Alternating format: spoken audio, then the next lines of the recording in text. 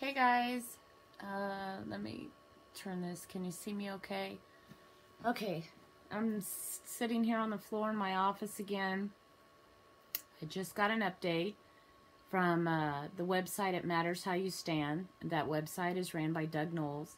Thank you, Doug, for posting these in a timely manner. This is the latest motion, or actually it's a notice by Ryan Bundy, and it has the court's stamp on it, December 12th, 2017.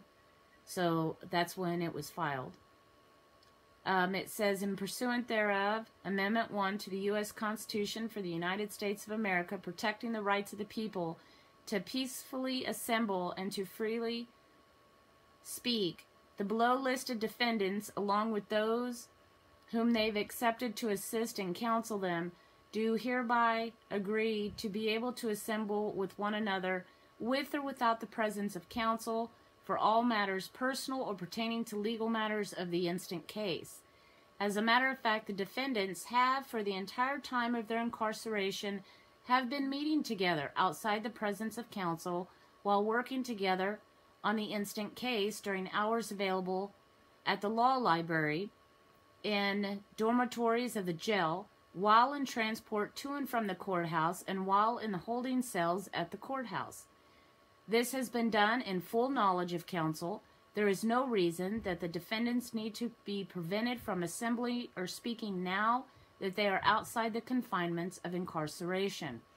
Therefore, take notice that the below named defendants, along with their counsels, do thereby agree to be free to assemble and to speak with one another without constraint. Ammon Bundy, Joseph O'Shaughnessy, Ryan Payne, Ryan C. Bundy, Peter Santilli, David Bundy, Mel Bundy, Eric Parker, Micah McGuire, Jason Woods, Todd Engel, Scott Drexler, Jerry DeLemus, Brian Cavalier, Cliven Bundy, and Gregory Burleson. This notice shall in no way be construed as a motion or as a request for permission. Dated this 12th day of December 2017, signed by Ryan Bundy. Very valid point there. He's not asking for permission. He's stating that his that the Constitution protects these rights that the people have. It doesn't grant their rights to freely assemble and to speak to one another. It protects the right they already had. And since they've been doing it while incarcerated, that there's no reason to forbid it now. This is a great filing by Ryan Bundy. Once again, the man's right on top of stuff. So that is the latest update that I have for you guys. I'll talk to you later. Hey guys, I have another update for you. John Lamb is expected to be at 9 p.m. Central Time on the Republic Broadcast Network. The website is republicbroadcasting.org. He's going to be speaking on the Department of Interior's kill list that's been discovered in the Bundy trials.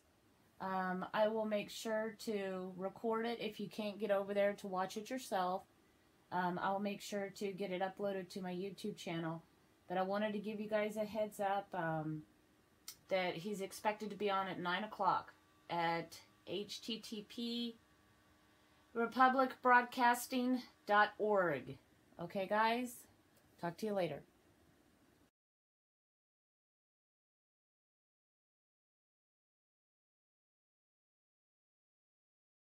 It is now almost 11:30 here, Thursday, December 14th, and I am excited to give you this information. You're going to get to hear firsthand from Cliven Bundy, and, you know, to understand what we have seen from him in the 2 years leading up to the Oregon standoff, this Bundy trial, everything. And it's going to help you understand why Cliven Bundy had a security team around him well after the roundup of the cattle was over, after the protest was over and everyone went home. Cliven Bundy continued to have a security team around him at all times. And the reason for this is because he knew he was on a hit list. Okay? And I am so excited to be able to bring you this information in this article that is packed full of information from the government witnesses that have been called, but the testimony did not turn out the way the prosecution was hoping. So, and the detailed information about Steve Myrie's involvement and Dan Love turning to whistleblower status in order to save his own butt, along with another BLM agent who are now covering their own butt because they are being portrayed as the bad guys. All right, guys. Thousands of stars you see when you look up at the night sky, every one of them is living in between two collapses.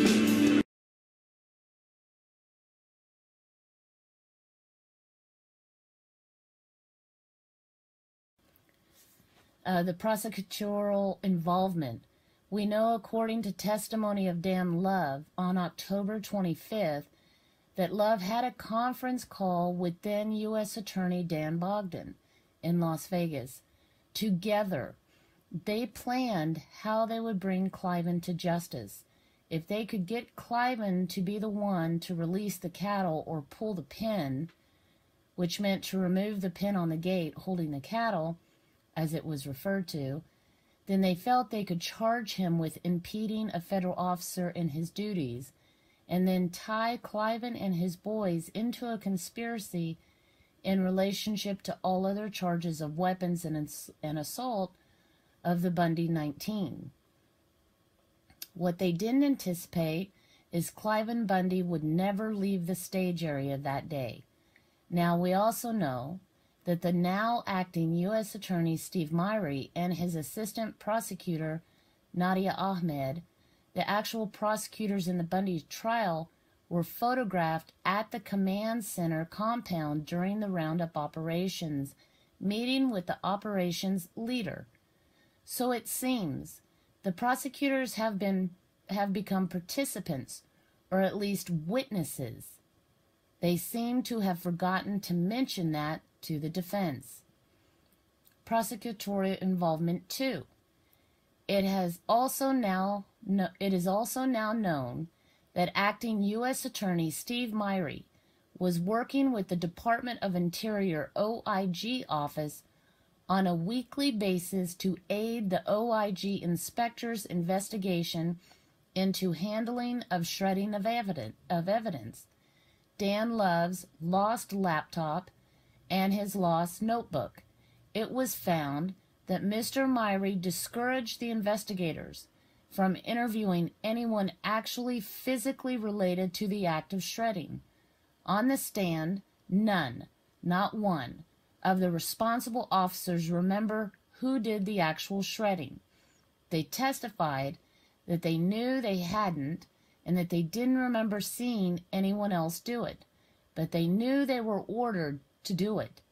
And of course, the OIG investigator never interviewed any of them prior to their testimony. But somehow, all of that huge volume of evidence was shredded, as the photographs of the shredded bags laid bare. So it seems again, this prosecutor had become a participant, or perhaps the architect, or at least a witness. So that's the involvement of Steve Myrie. He was involved in the investigations that were going on. He made sure that anybody that was witness or that was made to do the shredding of documents was never interviewed. That's amazing, guys. So he's interfering with, the process of justice. Okay, the Bundy threat. The defense has been asking for copies of any evaluations from the government regarding the threat, if any, the Bundys might pose. It wasn't until November 2017 that the prosecution coughed them up. Why? Because again, Dan Love mentioned them under oath. It turns out that there was not one, but in fact 5 threat assessments starting in 2011 that all showed the Bundys were a low-threat risk. The government also paid a consultant of sorts $60,000 to evaluate the Bundys. No one knows why they were hired or where that report is either. The only reason the defense knows about its existence is because they found the receipt in discovery. Oops. Technical surveillance. Ryan Bundy remembered seeing a camera set up and monitoring the Bundy household during the weeks leading up to April 12th. The prosecution flatly denied the existence of such a camera or its deployment or its coverage. They also claimed the FBI was not involved in the roundup operation, nor were they on site.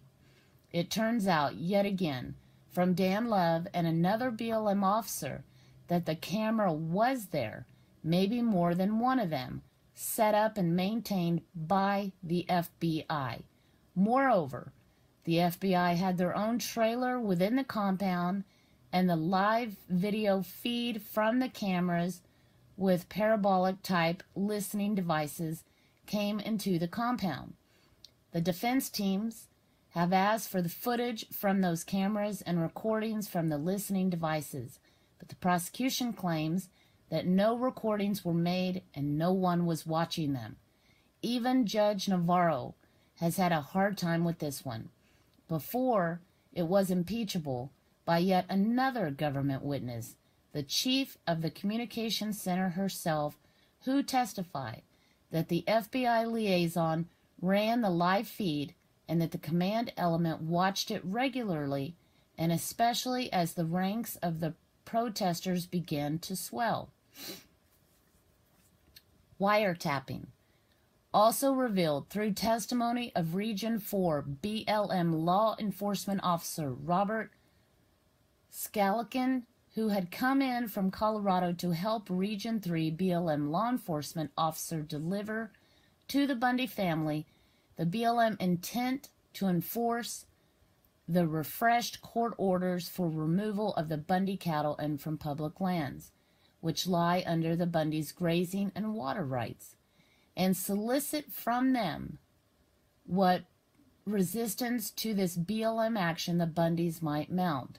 In his testimony, he admitted that they had interviewed an employee of the Bundys and secretly recorded the conversation.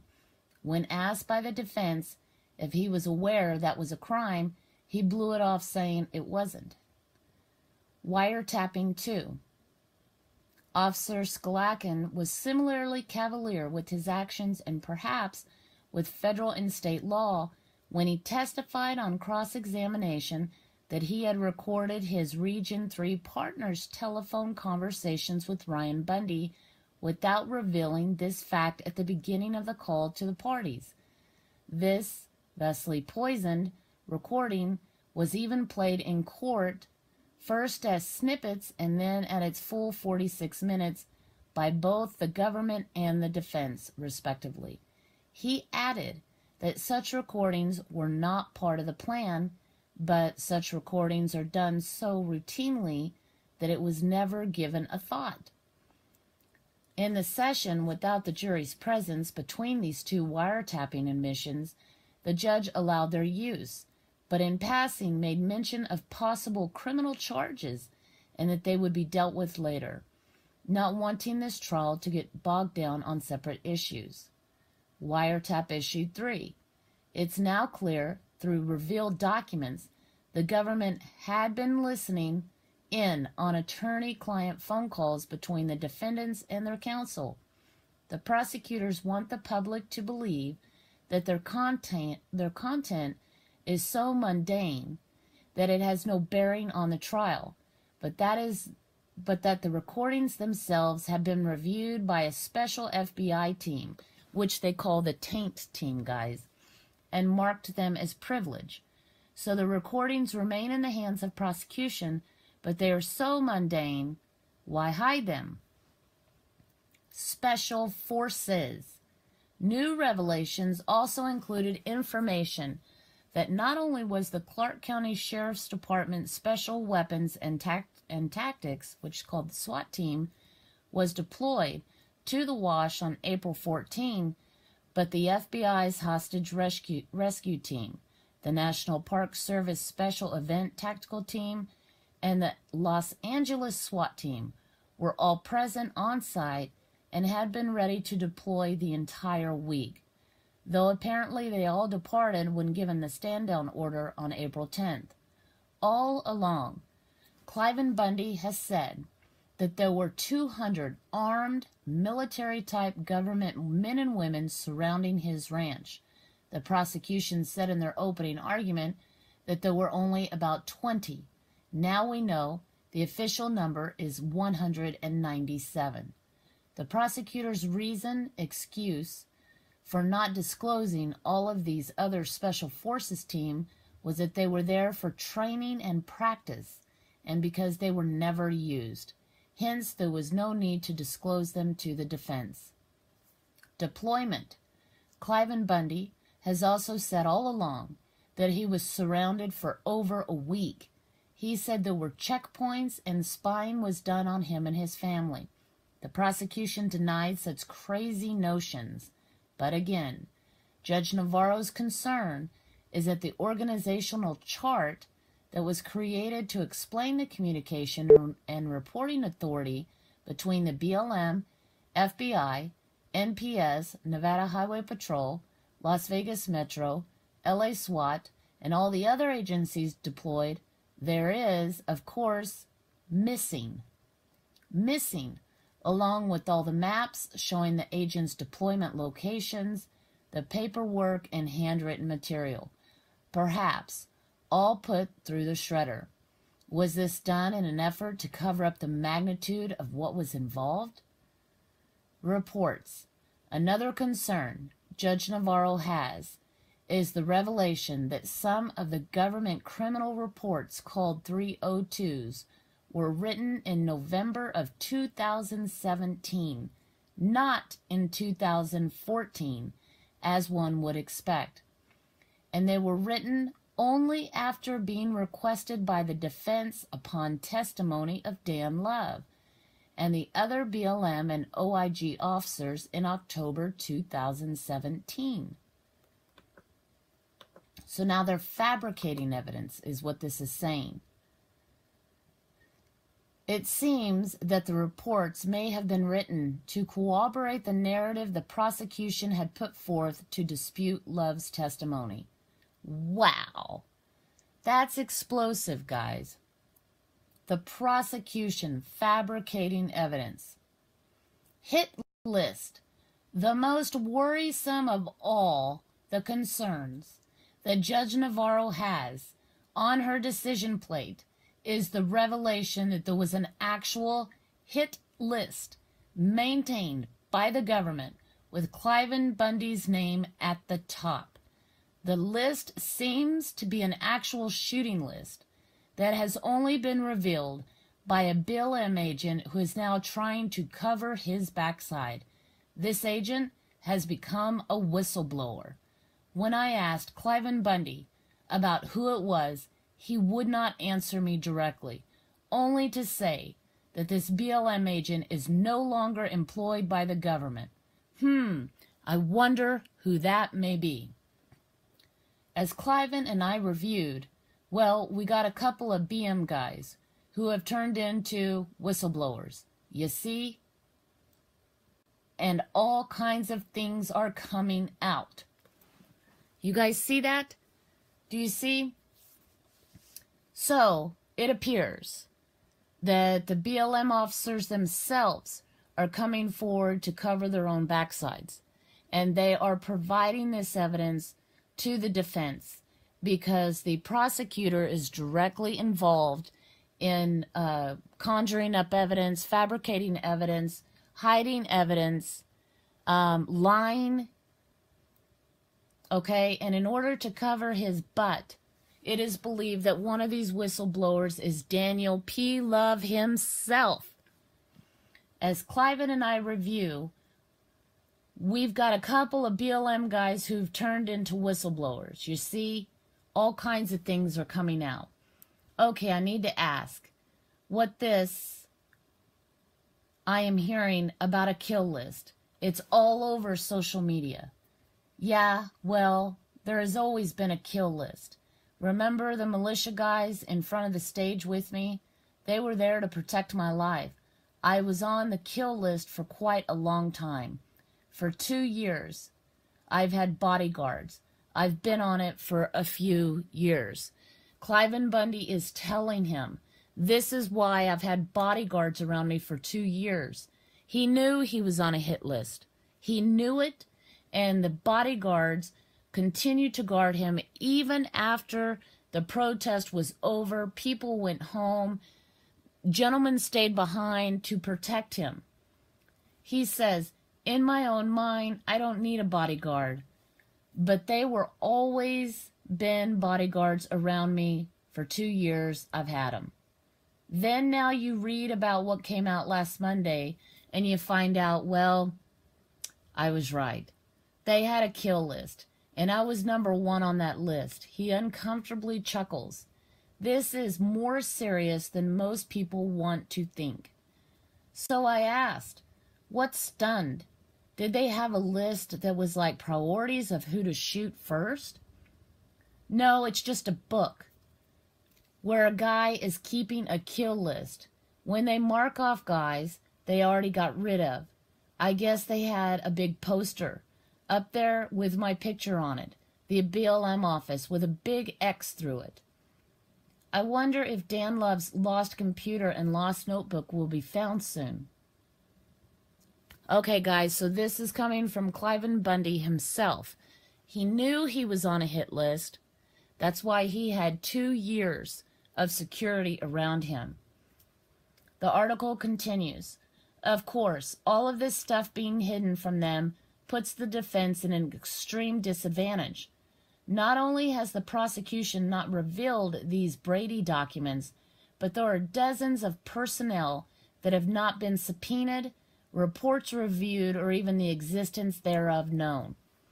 And this last Monday, Assistant U.S. Attorney Daniel R. Sheese complained at length about how much work all of this last-minute response to the defense request had been to their office.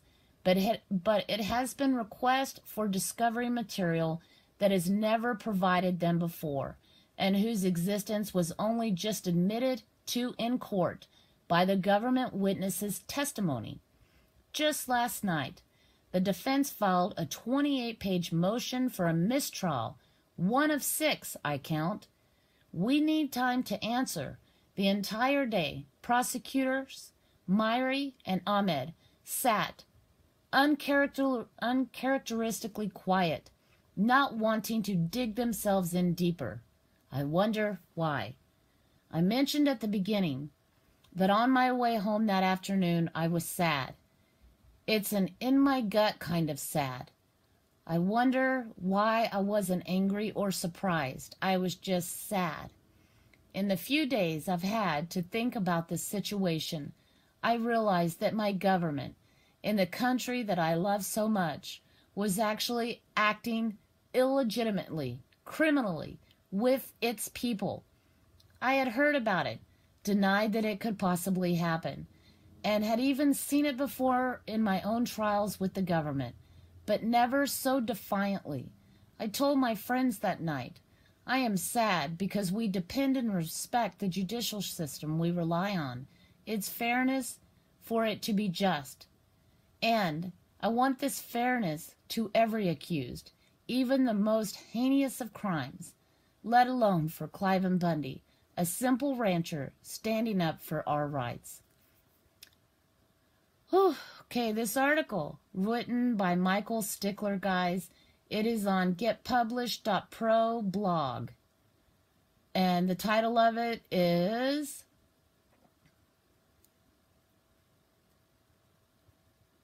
right here, Dan Love Now a Whistleblower. So, the article even has comments in it directly coming from Cliven Bundy. Many of the Bundy men, including Cliven Bundy, had always suspected there was some type of hit list, and that is why Cliven Bundy had security around him for 2 years. Okay, information open to the public. Of course we do, guys. Of course we do.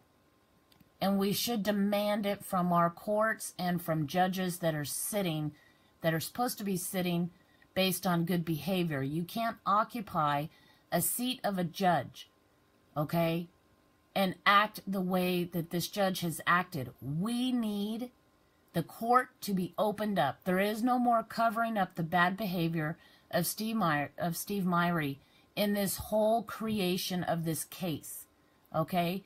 The Bundys, they attempted to entrap the Bundys, but God has protected them, and he's still protecting them. And it's time to shut this case down and open up the court documents and the court hearings. Reveal those records to the public. Okay, everybody, let's try this again. Please give me a thumbs up if you can see me, and give me a heart if you can hear me. We getting any thumbs up or anybody watching yet? Thumbs up if you can see me, and a heart if you can hear me. Awesome. Hello everyone, this is Sherry Duvally with Ridout News. We are live from Spokane Valley, Washington. We're in the office of Washington State Representative Matt Shea, who is here to give us a special report on some very breaking news that will affect every American in this country. Sherry, thank you for having me on. I appreciate it, and I appreciate everything you guys are doing with Readout News. You've been doing a wonderful job covering the trial down in Nevada. I would like to first start, some of the things I'm going to be talking about today are extremely serious, and I don't want to be overly dramatic, but I think you'll see why here in a second. I'm about to say what I'm about to say. I have never had in my entire life, ever, any inclination to commit suicide. I have never in my entire life taken inappropriate pictures and stored them on my computer. In fact, I've had my computer forensically searched for such images. And generally speaking, I love my wife dearly, and we have a wonderful and happy marriage. So with that, everybody's like, whoa, what do you have to say? Well, I want to start with a couple of things. First, there's a very important principle that I would like to start out with, of kind of why what I'm about to say is so important to the American people, and it's this. The people of this state, and this comes from Washington State's Public Records Act, the people of this state do not yield their sovereignty to the agencies that serve them. The people in delegating authority do not give their public servants the right to decide what is good for the people to know and what is not good for them to know. People insist on remaining informed so that they may maintain control over the instruments that they have created. And that ultimately is the crux of what I am about to talk about today, since it does involve the Bureau of Land Management. Specifically here in Washington State, the Bureau of Land Management has approximately 435,000 acres under its management. Also, it has many interactions with some of our state agencies and also, obviously, our citizens here in Washington State. One of the very important things to me is that when you are a servant of the government, as we have seen, a servant of the people, as we have seen in recent news stories, you are held to a higher standard because you are a servant of the people, not a servant of the government. That's an important point for what I'm about to talk about. The interesting thing that I have seen over the years is that there has been a flipping of that, where a lot of people that are in the governing authorities have felt like they don't serve the people serve them, and it's just not that way. And so today I would like to break some information that I have obtained. It is a correspondence between Special Agent Larry C. Wooten to Andrew D. Goldsmith, who's the Associate Deputy Attorney General of the United States of America. And recently we've heard and you've reported on rumors that there has been a move to dismiss the case against the Bundys down in Nevada.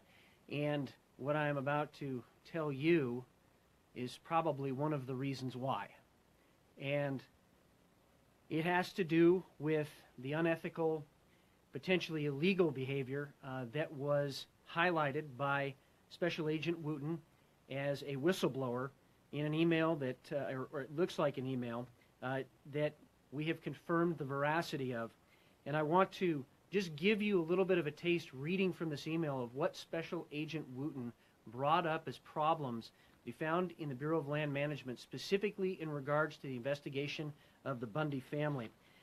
Quote, I routinely observed and the investigation revealed a widespread pattern of bad judgment, lack of discipline, incredible bias, unprofessionalism and misconduct, as well as likely policy, ethical, and legal violations among senior and supervisory staff at the BLM's Office of Law Enforcement and Security.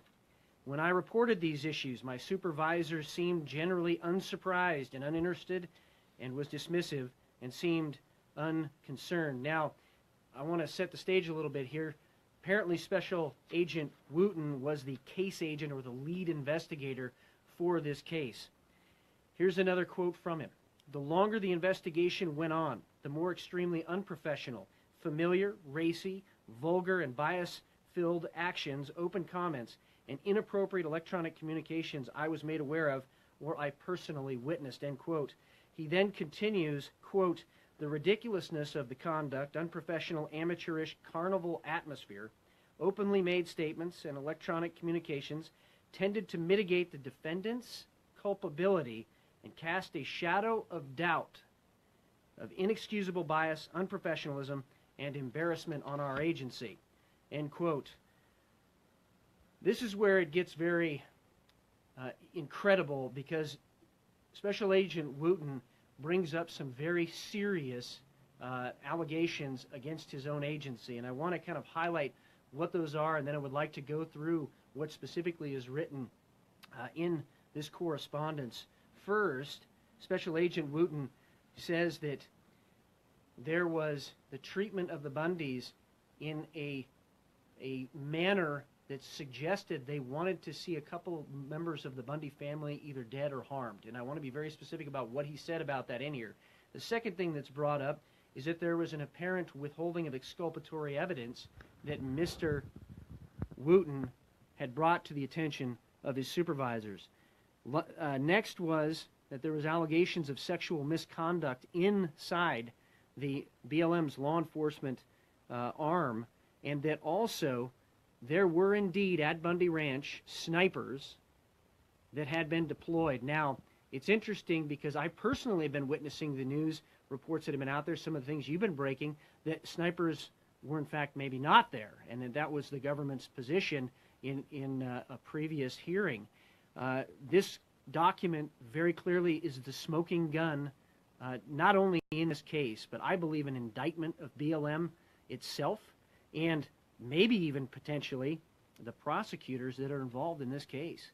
And I want to read again some of the things that are in here because some of it is so outrageous that I will be sending a letter very specifically to Congress. We'll be sending a letter to Secretary Zinke and the Trump administration so that they can take the appropriate action and prosecute the bad actors for some of the behavior that has occurred inside the BLM. I also want to be very specific that the Trump administration is probably going to be blindsided by this, as I was blindsided by this information coming to me. And I believe that they have been doing the right thing when they have been given the facts, and I have every confidence the Trump administration is going to do the right thing in this case to bring those to justice that have either violated the letter of the law or the spirit of the law or policies internal to BLM. So let me go down a couple of these things that are in this correspondence, again from Special Agent Wooten. Quote, the misconduct caused considerable disruption in the workplace, was discriminatory, harassing, and showed clear prejudice against the defendants, their supporters, and Mormons. Oftentimes, the misconduct centered on being sexually inappropriate, profanity, appearance, body shaming and likely violated privacy and civil rights. Next, he says, extremely biased and degrading flyers were also openly displayed and passed around. Hey guys, it is 4:45 here Vegas time, and hey guys. Okay.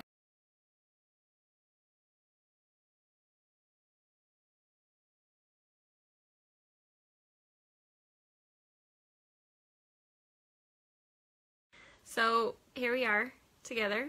Yay! Ammon and I. We just kind of wanted to do an update, and I wanted to thank Tyson for getting me here and flying me here, and for all my friends, Sarah and the Wellings and Kirsten, for helping with our kids. So thank you. Yep. Awesome. I look tired because I am tired, but he looks hot because he's Ammon. But we're excited to be here. We have had a few disappointments, but at least me a little bit. We tried to see if it would be okay if we stayed in the Vegas area and spent a couple days together, not at the host home. But it wasn't approved because, you know, we're major criminals here. Even though the pretrial service people asked when they interviewed me if I would be happy to take Ammon into my custody as his wife. That's funny. I think that's funny. But anyways, I'm grateful. I got here and he had someone deliver. I'm sure it was probably Kelly and John conspiring and Ammon to get me that flowers. So I wanted to show you the flowers. Do you see him?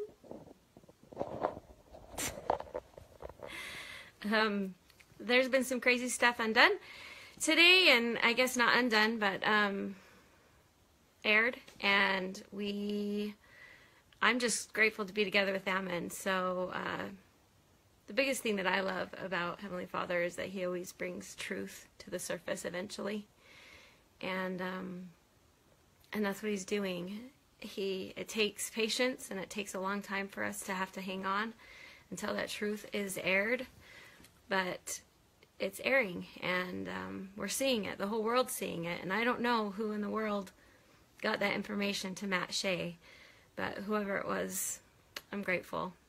I know there's probably a lot more that people could see. Emma talks about a lot of discovery that is sealed. So, anyways, thanks to everyone, and there's a video that Ammon did, kind of updating and educating and doing what he does best after this, so I'll put the link in and post it. So just wanted to say hi and tell everyone thanks for your prayers. Because of your prayers, we're together, and I truly believe that is how this has worked. All good things have worked because of prayer, because of our belief in Heavenly Father bringing about truth and miracles and guiding us to do good.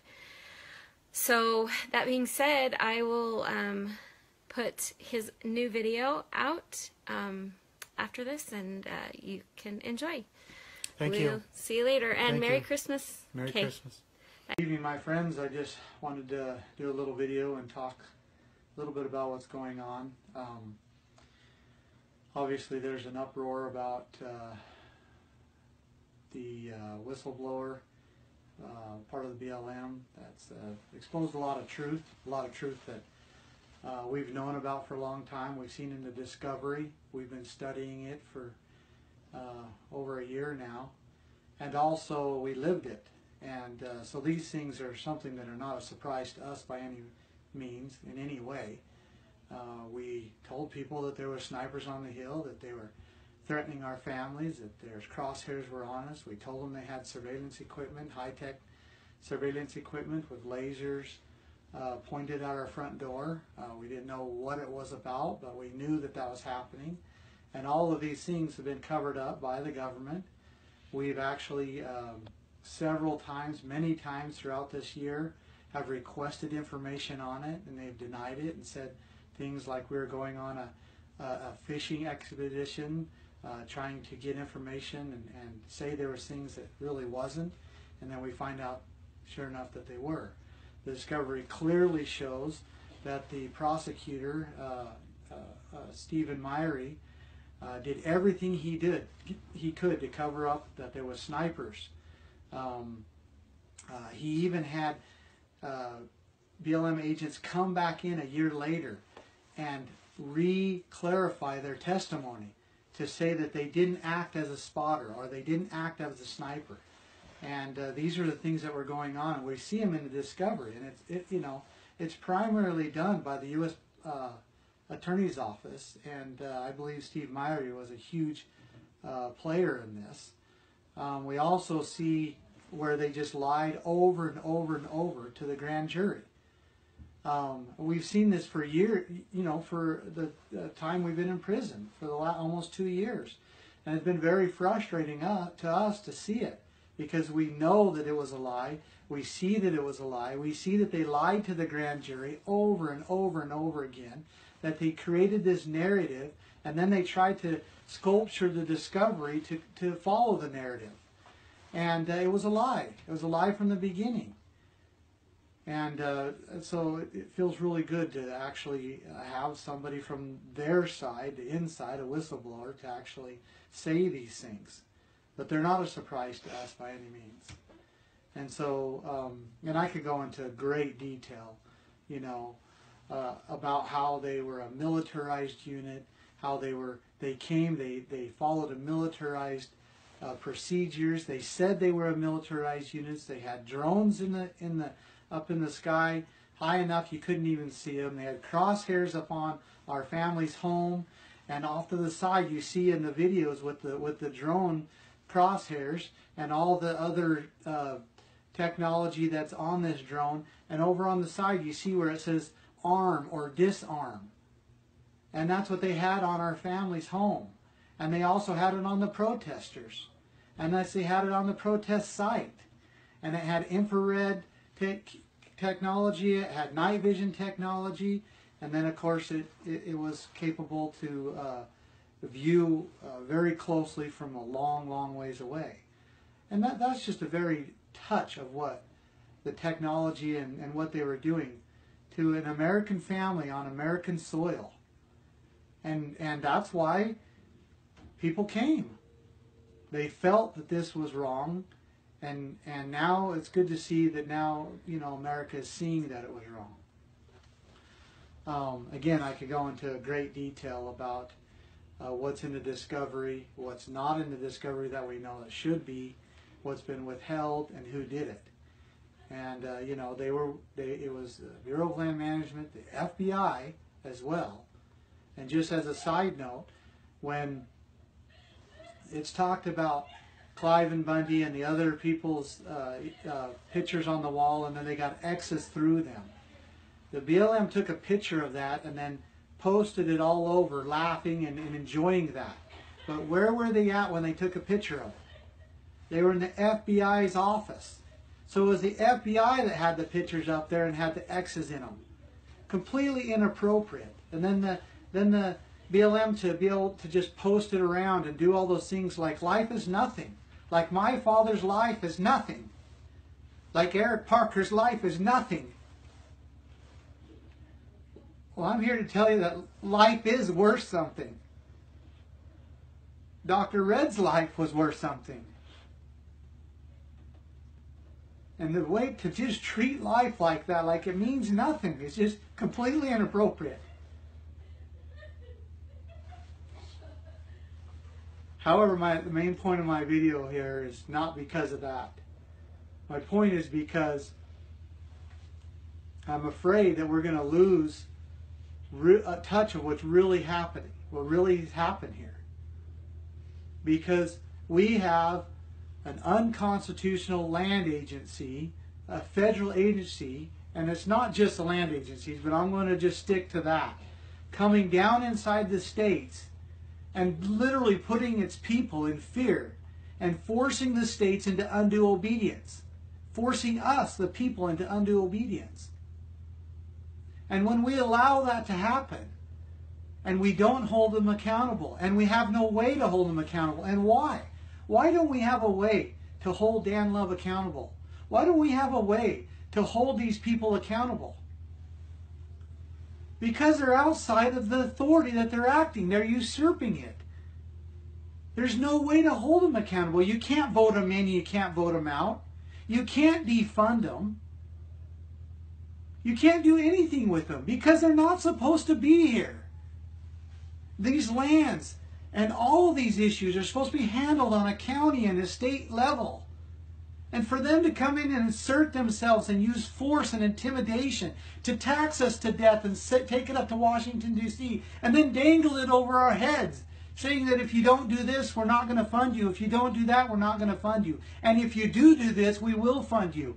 Completely controlling the people and literally forcing us into undue obedience. What do you think is going to happen when we go away from the founding principles that built this nation? What do you think is going to happen? This is what happens. Until we get back to the principles that are outlined in the Constitution, until we stand on those principles, we cannot be free.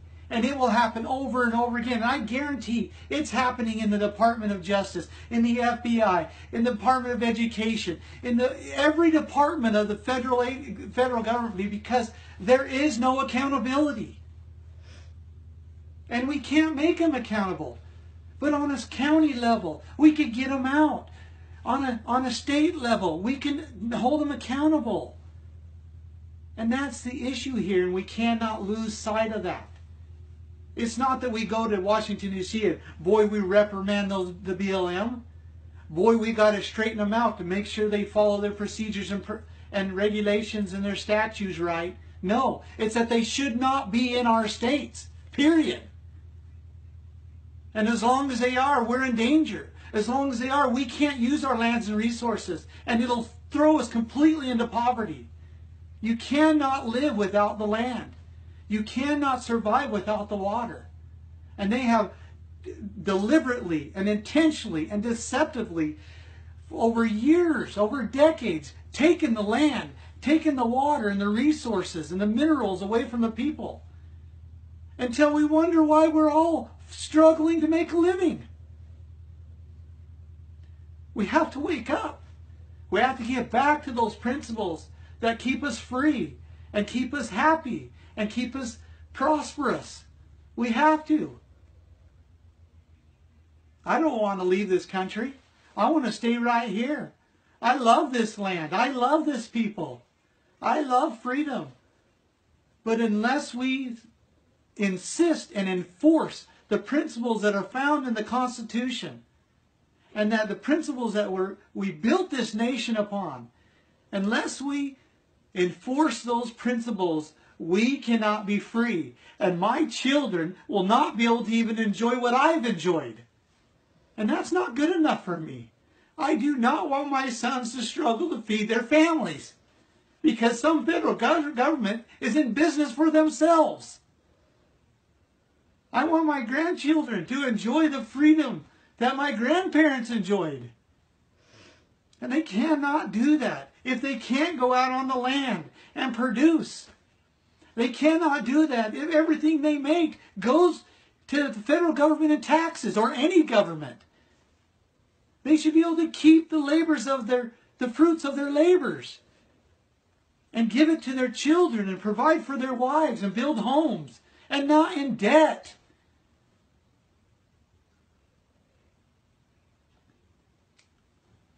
So keep the perspective correct. Of course the Bureau of Land Management did this. Of course they did. That's what happens when you don't hold people accountable, when you can't hold people accountable. That's what happens when they're unlimited. When they believe they have full control and full power. That's what happens. So of course there's a kill list. Of course you got them, plotting to destroy a family that stands up against them. Of course you do. And the only way to make it right is to hold them to the limitations that are found in the Constitution that we, the people, set upon them. And that goes across the board. What in the world are they doing in our states? Implementing health care, implementing land control, implementing the environment regulations, education. What are they doing? The people need to do that themselves within their counties and within their cities and within their states. The federal government needs to go do their jobs that's outlined in the Constitution. It's very clear. And beyond that, they have no power. Beyond that, they have no power. And if we allow them to step across those bounds, which we have, they will abuse it. Thank you.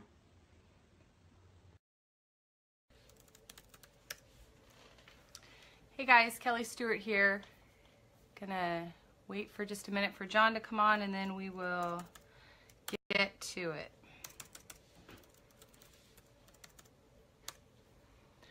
Hey Brand.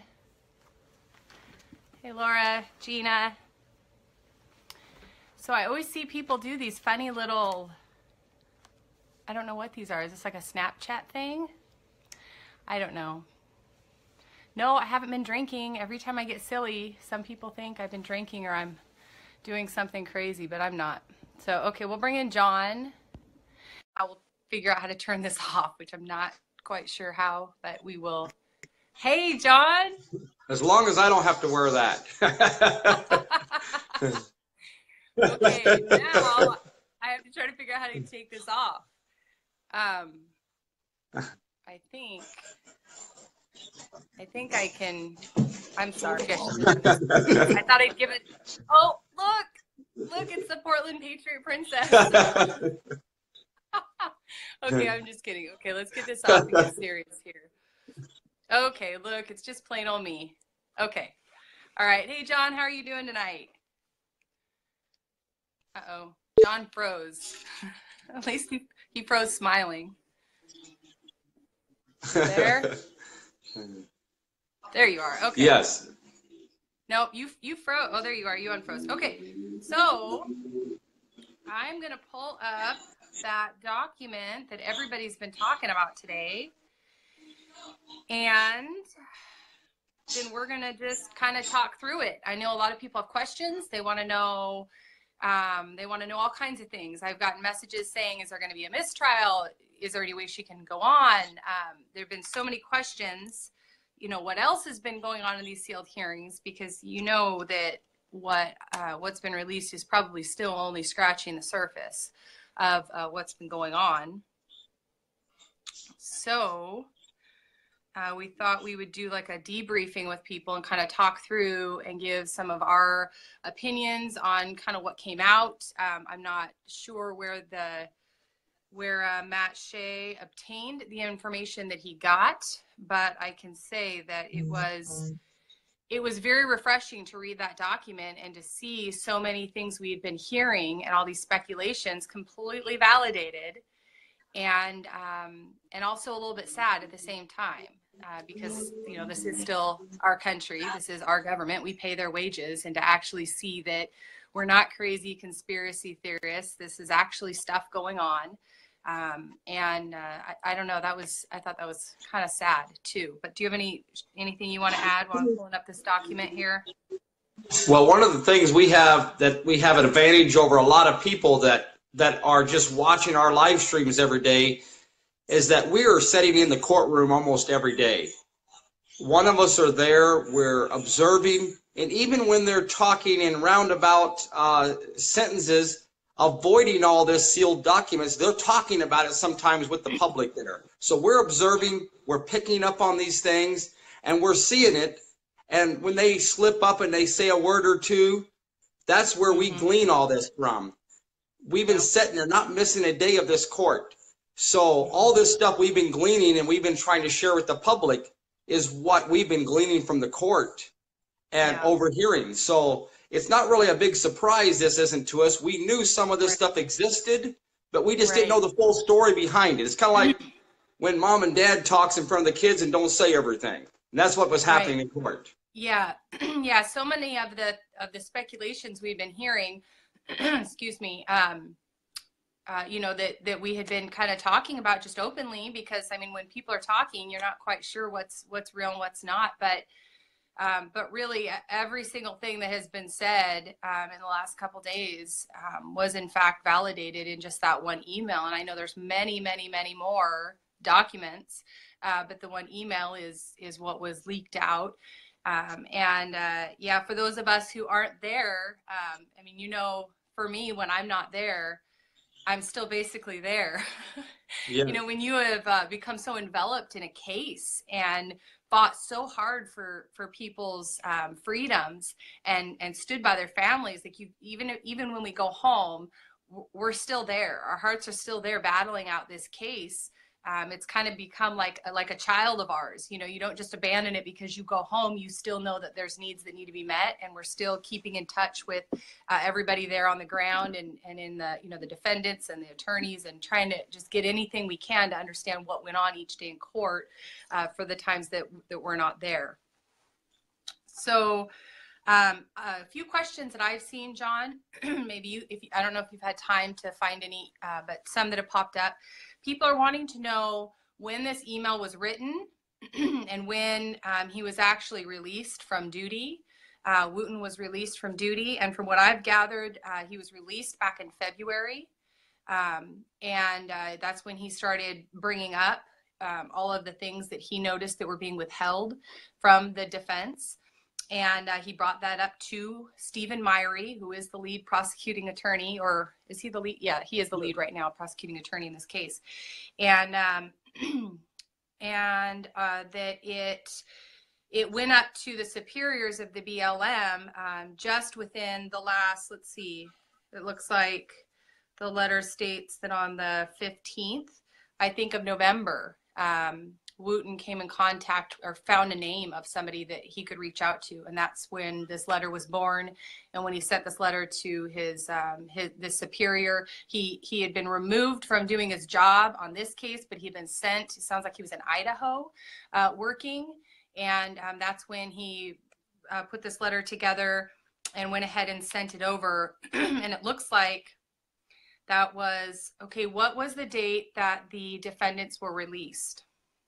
What was the date that they were ordered release? Do you remember? I'm trying to remember that exact date. I don't right offhand. Some of them have been blending in. There's so much happening. But okay, let me peek real quick, because this is going to help us put something else together as well. You know, the defense attorneys were working hard and fighting for this information to come out. This information didn't just happen to come out. Everything that they have received that has been withheld, the defense attorneys have had to fight tooth and nail for. People need to understand that. That just before the sealed hearing Monday, I know Ammon's legal team was up till 2:30 in the morning working on some motions that were filed Monday morning. And so these attorneys have had to fight for every single thing that they have received. It looks like this email was possibly given out November 27th is when it was actually. So I'm looking to see when they ordered the release of the defendants. Maybe somebody can just pop in and tell us. I'm looking on the page here, but you know, we post so darn much, and the days just all start blending together. I know the 30th of November is when Ammon got out. So it was like November? The 30th of November, and it kind of, after that, it kind of just domino effect, and everybody else was out, and I had left and went home at that point. That was when yes. So November 27th. Jason Woods here says December 1st. So. December 1st. Yes. Is Jason Woods there? He just commented on the screen here. Oh, he just commented. I was like, I thought we saw him and he headed home. December 1st. Okay, so guys, November 27th, this letter appears, and the defense team was fighting for all of this information to come out, and then this gets submitted, and 3 days after this is submitted, it is demanded that the political prisoners are released. Now remember, so then the 20... Love you too, December brother. 1st? So December 1st, Ammon was released? No, December 1st is when, like, all the guys were starting to get released, like Jason Woods. That's when they got the notice they was getting out. Okay, let's see. December 6th, Joe O was released. December 4th, Dave Bundy. I know maybe some people probably the first is when they were told. They were told about it the first, and then it took a couple of days to get them all out. Because Ammon was released. Ammon was released. Laura Jones says that they were released on the 4th. On the 4th, yep. Here's the videos from the 4th. So they were released the 4th. And when did she grant Ryan's? Does anybody remember when? It's kind of interesting to think through this and to see the timeline of when they started loosening up on these defendants, when they started to realize, oh my goodness, we've been caught. A whistleblower is coming forward. So if they had waited to release these guys, say, until they decided to do a mistrial or drop the charges, a full dismissal, you would not only have the public shock over the mistrial or the dismissal, but then you'd also have the victory of these guys walking out free. And so I really believe that when this came in on November 27th, it was a game changer, and they knew we're about to lose this case. And they started releasing the guys on ankle monitors, checking out the homes, giving them restrictions, telling them, you know, that they couldn't leave their houses or they could be arrested, knowing that in the end they were going to release them. But what a shock that would be if they had to see them just walk out of the jail as free men. You'll remember that when they released Ammon, he was waiting for a letter that Dan Hill needed to bring so that he could get released, and we were all sitting there waiting, and he was inside in his plain clothes, and they put on the belly chain and they shackled him to the bench while he was waiting after he was already in his plain clothes. So that should show you guys the mentality of the people we're dealing with, that even when they know they have to release them, even when they're releasing them with an ankle monitor and they get to be intrusive in their lives, they still don't want to let them have any illusion of freedom. And as he sat waiting for that letter in that room, waiting to walk out the doors, they had him chained to the bench. I mean, just... People knew what went on behind these closed doors at these prisons and how they treat these prisoners in court, how they transport them up and down the elevators. The American people would be shocked at how they're treating these prisoners. Okay, wait, so we must be off on our dates because November 30th, we were already posting pictures with Ammon out with his family. So Ammon got out before, Reef. If you remember that Ammon and Ryan Payne got out earlier. Well, Ammon got out the 30th. And then I had left and went home, and Ryan Payne got out the next day. I was sick. And then it November 29th. November 29th, you did your video saying that Ammon Bundy would be released the following morning. Yes. So the 29th. So the 27th, this letter from the whistleblower is received, and 48 hours later, it's ordered that Ammon Bundy will be getting released from prison. And most of this stuff was a shock to us because there were sealed hearings after sealed hearings. We kept finding this stuff out moments later after sealed hearings, what was happening. We would be ordered out of the courtroom. There would be a sealed hearing. We knew something big was happening. This whistleblower exposed this like on the 27th, and then they had them sealed hearings, and within, like you said, 48 hours, they was ordering these guys released. Yep. So people should understand what's going on when that happens. When Ammon walked out, they put an ankle monitor on him, but they knew that they were caught. And they knew that they were caught red-handed and that this case was going to start falling apart even at a more rapid speed than it has been since the day it began. I mean, this case has been crazy, John. They've had less time in trial. They've spent more time in sealed hearings than they even have before the jury. So, you know, they were caught. They were literally caught with their hand in the cookie jar. You stated that earlier, I think today or maybe yesterday when you started posting. And that couldn't have been any more true, that they were caught with their hand in the cookie jar. Just watching the body language of the prosecutors the last few times in court has been amazing. I've seen this in Portland when the prosecutors came out to give a press release, and they would say, within an hour we'll have a verdict. We'll be out to give you our final press release on the verdict of these jurors. And the prosecutors never showed back up. They never kept their word. This is the same thing we're seeing here. These prosecutors come in there every morning. I see them. We sometimes even ride with them in the elevators. They have these big smiles on their face. And then all of a sudden, the last few times in court, there's been no smiles at all. These prosecutors it's defeat on their face totally. You can see that something big is wrong. And I've mentioned it a couple of times here. Even Stephen Myrie, he's been he was shaking. Monday morning he was shaking. His hands were shaking. He couldn't even hold his hands still. A couple other people noticed that his neck and face was real red, and almost like he'd been drinking really heavy the night before or that morning. And this was obvious stuff that we're noticing. Did he have any of Sarah's hair on? He didn't have Sarah's hair on. I'm glad for that. He's actually losing all of his hair. We noticed that he's going bald. You know, it will be nice to shake Sheese's hand the next time I see him and let him know that I wasn't kidding when I met him for that first time and told him that he would be losing this case. I don't think he believed me. You know, it's really sad.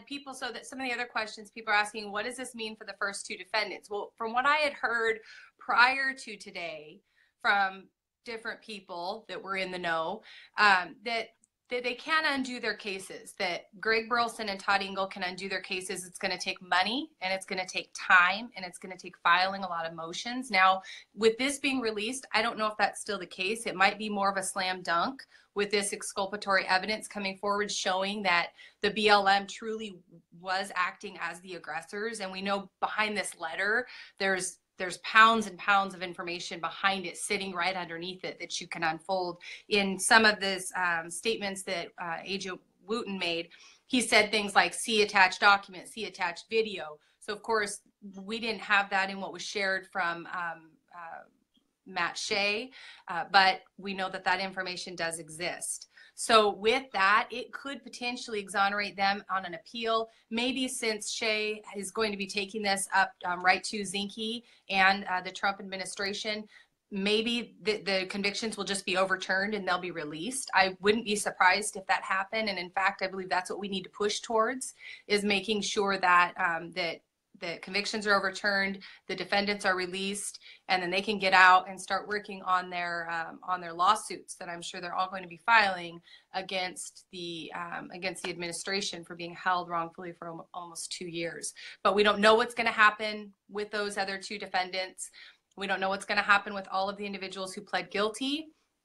Unfortunately, in our system, it's not like you can just walk into a courthouse and say, hey, something was done wrong. Can you change this for me? It requires attorneys and scheduling hearings and filing motions and preparing evidence and defending your case. So some of these individuals who pled guilty should probably be meeting with an attorney room left over to store your most to get the new evidence that's been brought forth. Everything from the everything from the fact that the threat assessment wasn't what the prosecution originally represented it to be, which is why they alluded. That's what I was just going to say. They alluded that they were releasing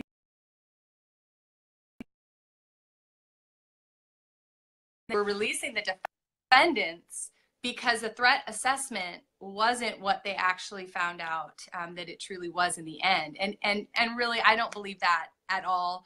When she denied Ammon his release, she made statements like, well, you know, you did give the wrong address when you were arrested, and I'm just thinking that we're going to have to keep you in custody. I mean, she said ridiculous things when she originally denied him, and then she came back the following week. Oh, you're actually not a threat to society. Let's get you out of jail and make everybody happy. Look, I'm the good judge. I made everybody happy. When really what was going on is that she had a moment and had this letter she was sitting on and needed to get these people out and appease them.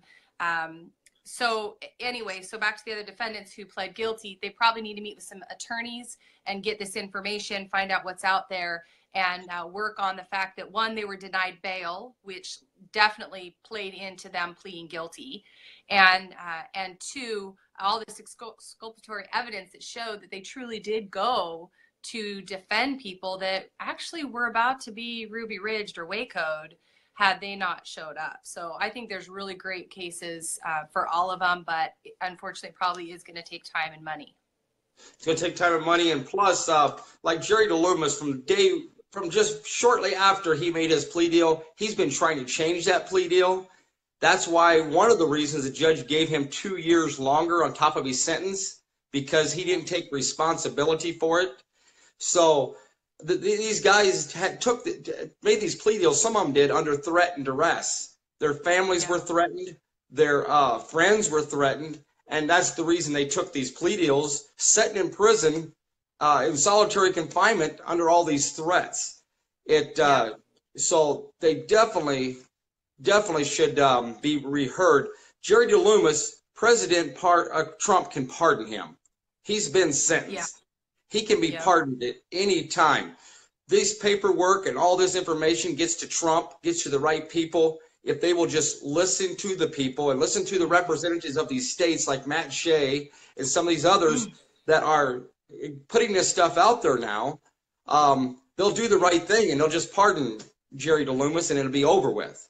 So we got big things that can happen. And as we've seen, this stuff is unfolding quickly. This just didn't happen by itself. It's because of these defense attorneys. Ammon Bundy's attorneys have worked day and night on this case, uncovering this stuff, working on this stuff more than people realize. Whipple has worked so hard for his client.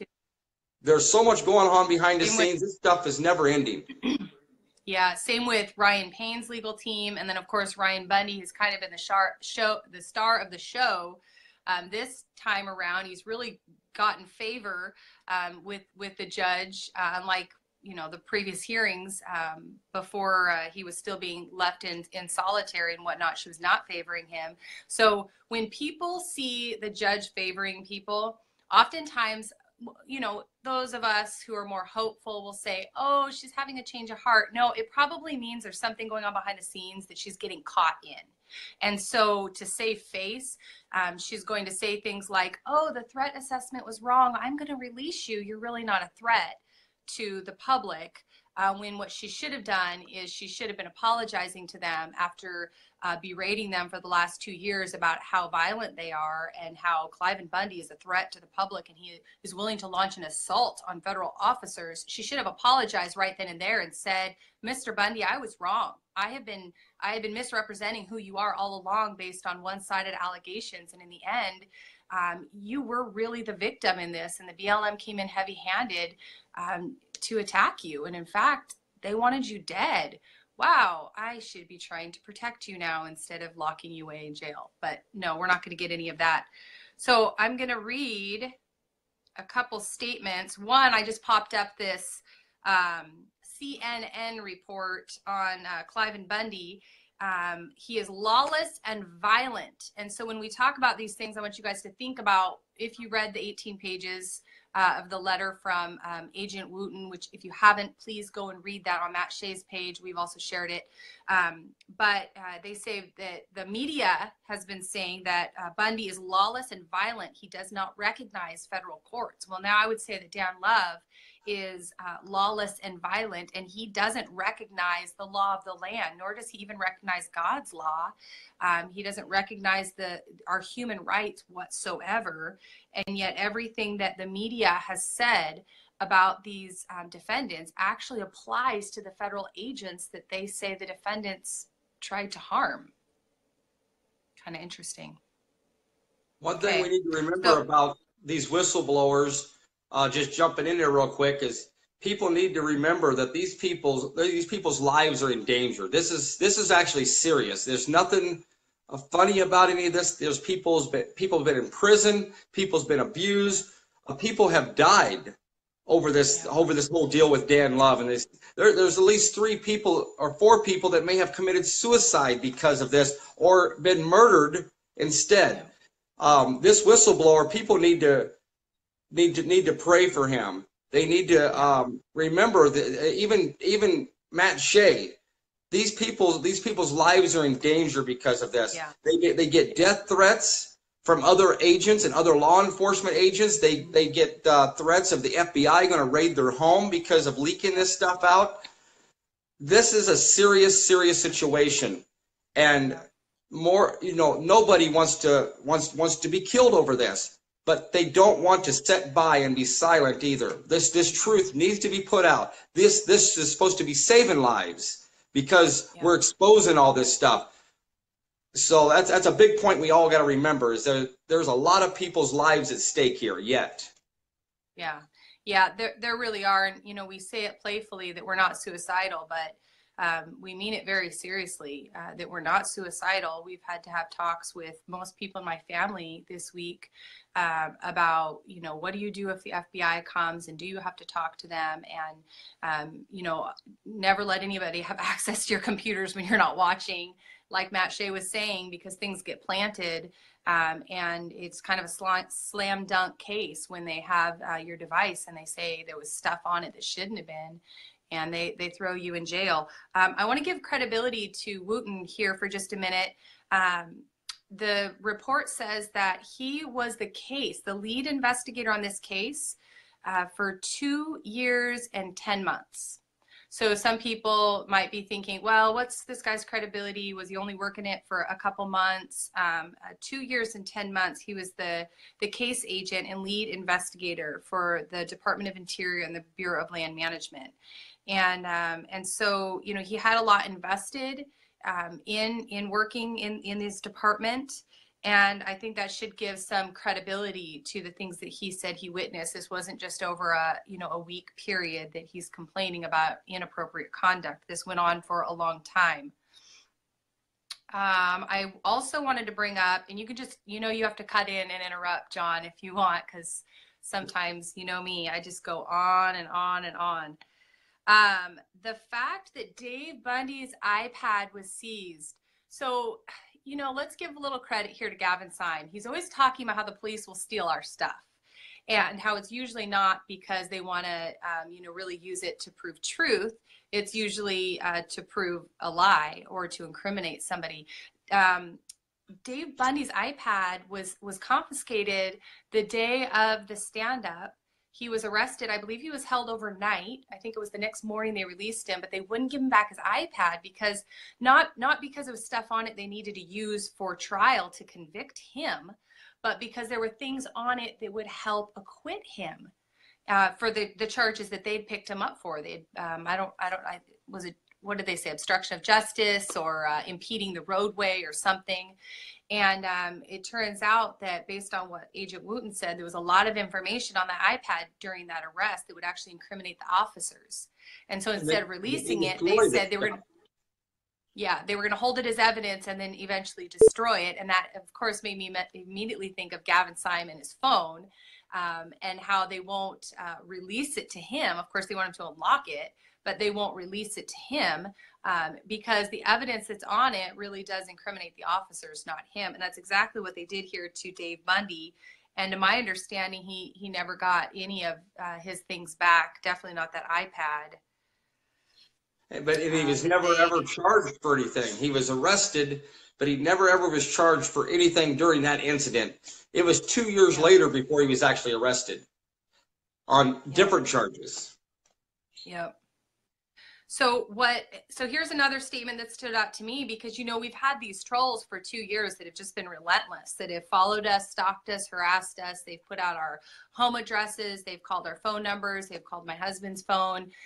They've really been relentless with some of us supporters. And last year I didn't understand it. I thought, these people must really be demented. Like, I'm just here trying to support people in jail who, you know, who need encouragement, support. Why would they stalk us? Like, who does that? Who's that demented that they would stalk somebody who's out trying to help a situation? Officer Wooten says many times there was open and unprofessional, disrespectful comments, name calling, often by the law enforcement supervisors who are potential witnesses and the investigative team supervisors. So when these people take the stand, I want you guys to think of them this way. If they take the stand, they always go up there in their suits and they're so professional, and, you know, they're United States officers and they're, you know, carry all this authority. And he says that the way that these law enforcement officers talked reminded him of middle school. At any given time, you could hear the subjects of the investigation openly referred to as, which is important because if a supervisor is going to name call a defendant, the subordinates of that supervisor are going to really struggle when it's their turn to take the stand. They're probably not going to take the stand and say, you know, say the truth if they've heard one side from their supervisor really, really, really forced on them. So that alone should be enough to discredit many of these testimonies of the agents who said they were in fear for their life, that they thought they were going to die. They'd been in open military or out in combat, but they were more afraid at Bundy Ranch. Perhaps some of these statements that they heard for 2 years played into their false testimonies that they gave on the stand. He says they would refer to, the supervisors would refer to the defendants as retards, rednecks, overweight women with big jowls, douchebags, tractor face, idiots, inbreds. I mean, just think about that when they're on the stand. If you think about that too for a moment, the trolls are using those same words. Right. So some of these agents are on there pretending to be these trolls and be these other people. So we're having these same attacks from the government themselves on Facebook, social media. Absolutely. Yes. Absolutely. So he says it was also common to have senior investigators and law enforcement supervisors, sometimes the ones that were potential witnesses, specifically make fun of the suspects, and they would refer to Clive and Bundy as Clive and Bundy felony. And they would say that just rolls off the tongue, doesn't it? They made many comments about dildos, Western-themed gay bars, odors of sweat, playing chess with masturbating women. I mean, this is awkward to say, right? But let's just put it out there. This is the United States of America. This is your government. They're looking at these defendants, many of these men who don't smoke, who don't drink, who don't cheat, who are faithful to their communities, to their churches, to their country. And they're making jokes about them, referencing Western-themed gay bars and saying that they're probably out playing chess with masturbating women. Are you proud of yourself tonight, Bureau of Land Management? And they're trained. They're trained to testify. They go to school to do these things, and this is what they're talking about behind the scenes. And we even have video of that in the Wash area when some of the BLM officers are referring to some of the supporters, talking about that one's gonna, you know, that one's a fat one out there and whatever else they said. We listened to other video clips of this in the previous trials of these agents, how they talked to misconduct. Judge Gloria Navarro has seen this from day one. She was trying to keep this evidence out of the courtroom and out of the ears of the jurors from day one. She has been a part of this, keeping these defendants. Greg Burleson would have never gotten convicted, or Todd Engel, if the full truth had come out in that first trial. Yeah, they convicted Greg Burleson for saying a fraction of what Dan Love was actually willing to do. And Greg Burleson right now is still sitting behind bars. He received 68 years. Is that correct? Am I getting the numbers all straight? He's lost his sight, no medical treatment, very poor medical treatment, very poor food. Because they got him drunk and then enticed him with questions, telling him to make them as inflammatory as possible for this exciting documentary. And they said, how would you have liked the end of this standoff to go? And he said, I would have preferred the FBI agents to all be in body bags.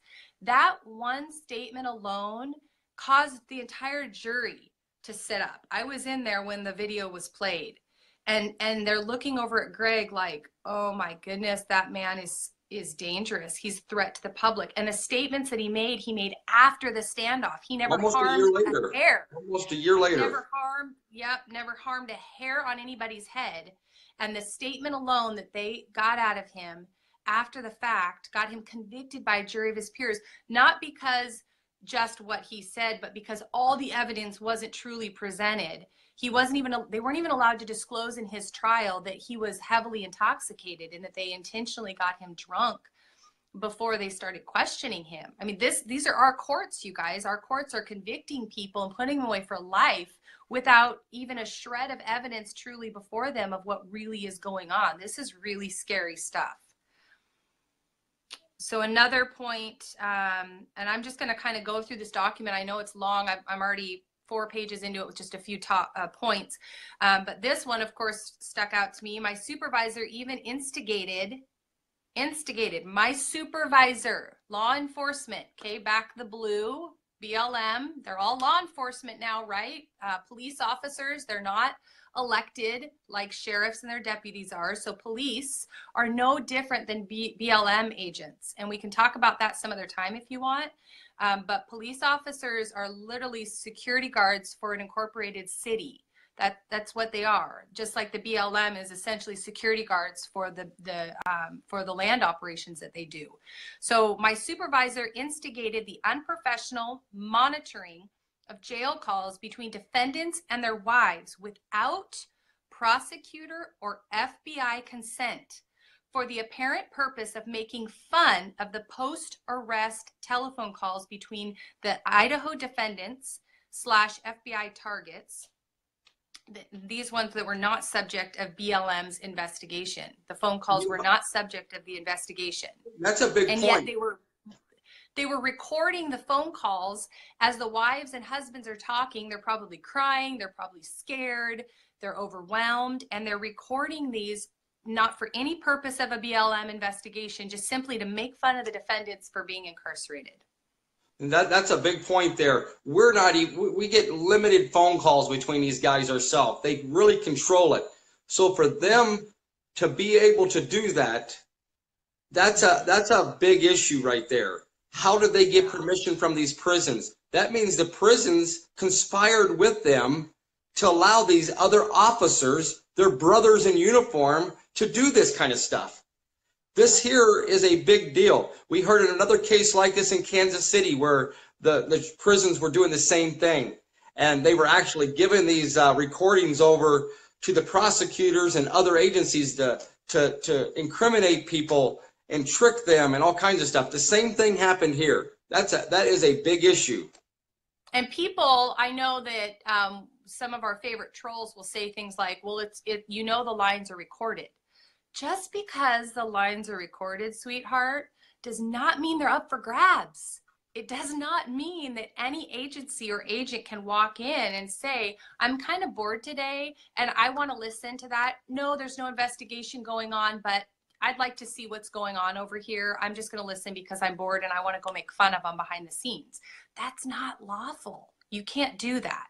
And that's exactly what they did. We say you can't do that a lot nowadays. You can't do that, but they did. Okay.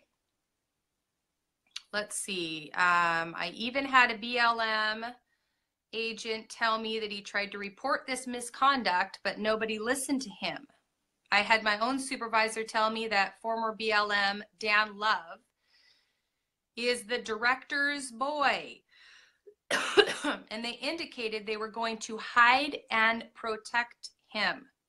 Okay. Hide and protect Dan Love. Now, hasn't a big deal around all of the big scary bodyguards? Hasn't a big deal been made about them because they were there to hide and protect Clive and Bundy? And here we have agents knowing that Dan Love is breaking the law, and they're saying, we will hide and protect him. And this is a man who is not afraid to kill somebody or push them to suicide. And yet Clive and Bundy sits in jail, never harmed a soul, while his wife and children and grandchildren are missing him. And Dan Love walks free. Welcome to America. And one big thing about this, all 19 of these guys, and even the guys in Oregon, not one of them resisted arrest. Every single one of them was arrested peacefully. They gave up their guns. They complied, and they sat in jail for 2 years. So it's proof that none of these guys were a danger to society right there. And they're out. Most of them are out now, and none of them have done anything wrong. They haven't broken any of their pretrial release. Even back in Oregon, none of those guys did even. So yeah. It was totally a trumped up deal of how dangerous they were from day one. You know, and They would have played the Mormon card had this gone bad and they had to open fire and kill a bunch of them. They would have said, well, they were kind of a Mormon cult, kind of a branch off of the Mormon church. They'd become a little cult with their own ideas and beliefs about land rights. And that's exactly in some of the reports that we've read about their statements about their faith. They absolutely would have set them up to be that extreme Mormon cult, because remember, if they can isolate you, and then they can demonize you, and then they destroy you. And that's exactly what they have done with these individuals by having some of their informants constantly talking about how they're the fringe Mormon group. They're a fringe Mormon group because they believe in the United States Constitution, and they believe in land rights, and they believe it's not okay to just kill somebody because you want their cattle off of your land that you shouldn't even own to start with. That makes them some scary group. If you believe in the Constitution now, you're kind of anti-American, is what these politicians and these trolls and these informants kind of believe. You're anti-American by believing the Constitution. Yep. He does state here that it became more and more apparent that the numerous statements made by potential trial witnesses and victims were casting unfavorable light on the BLM, and he states that the good officers were speaking under duress. And I really do believe that a lot of these officers became the BLM. Let's turn it around. The BLM will do whatever it takes to take the land from we the people. They will do whatever it takes. And the BLM, just like security guards, they're their own little cult. They look out for their brothers, right? They have this team of brotherhood, and they will do whatever it takes to protect and defend each other. And so when you have these superiors making the statements and doing the things that these superior law enforcement officers were doing, a lot of the people underneath them, they just didn't have the courage. They didn't have the courage like Agent Wooten to speak out. And they ended up making statements under duress, much like our own prisoners did when they pled guilty. You know, sometimes we want to be hard on each other and say, well, why aren't the other BLM agents speaking up? Well, why did our defendants plead guilty and say they conspired to impede officers when they know they didn't conspire? I mean, they even had the last group, Eric and Scott, sign the trespass. Or no, wait, they weren't the trespass. A misdemeanor charge. They were the misdemeanor charge, but for obstruction of justice, for not following a court order.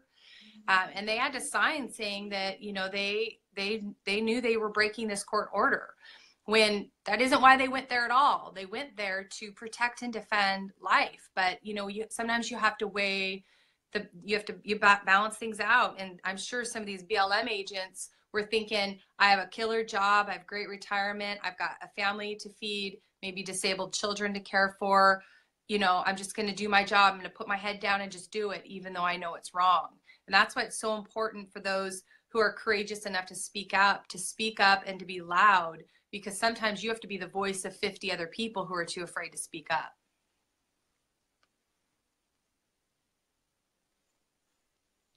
You're waiting for me to say something? I actually stopped talking.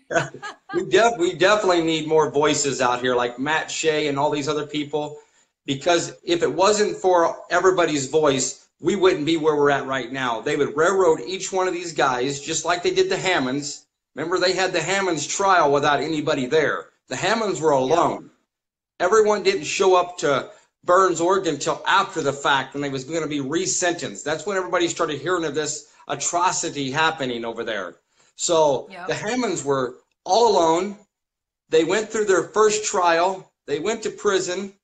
Then they were all alone again in this second hearings about being resentenced. And that's when the world started finding out about it and showing up over there. Same thing across the country with all these other people.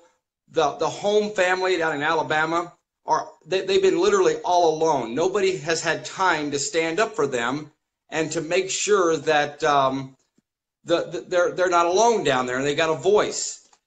These government agents, they bully these people because they can get by with it because the world doesn't care. We're all asleep.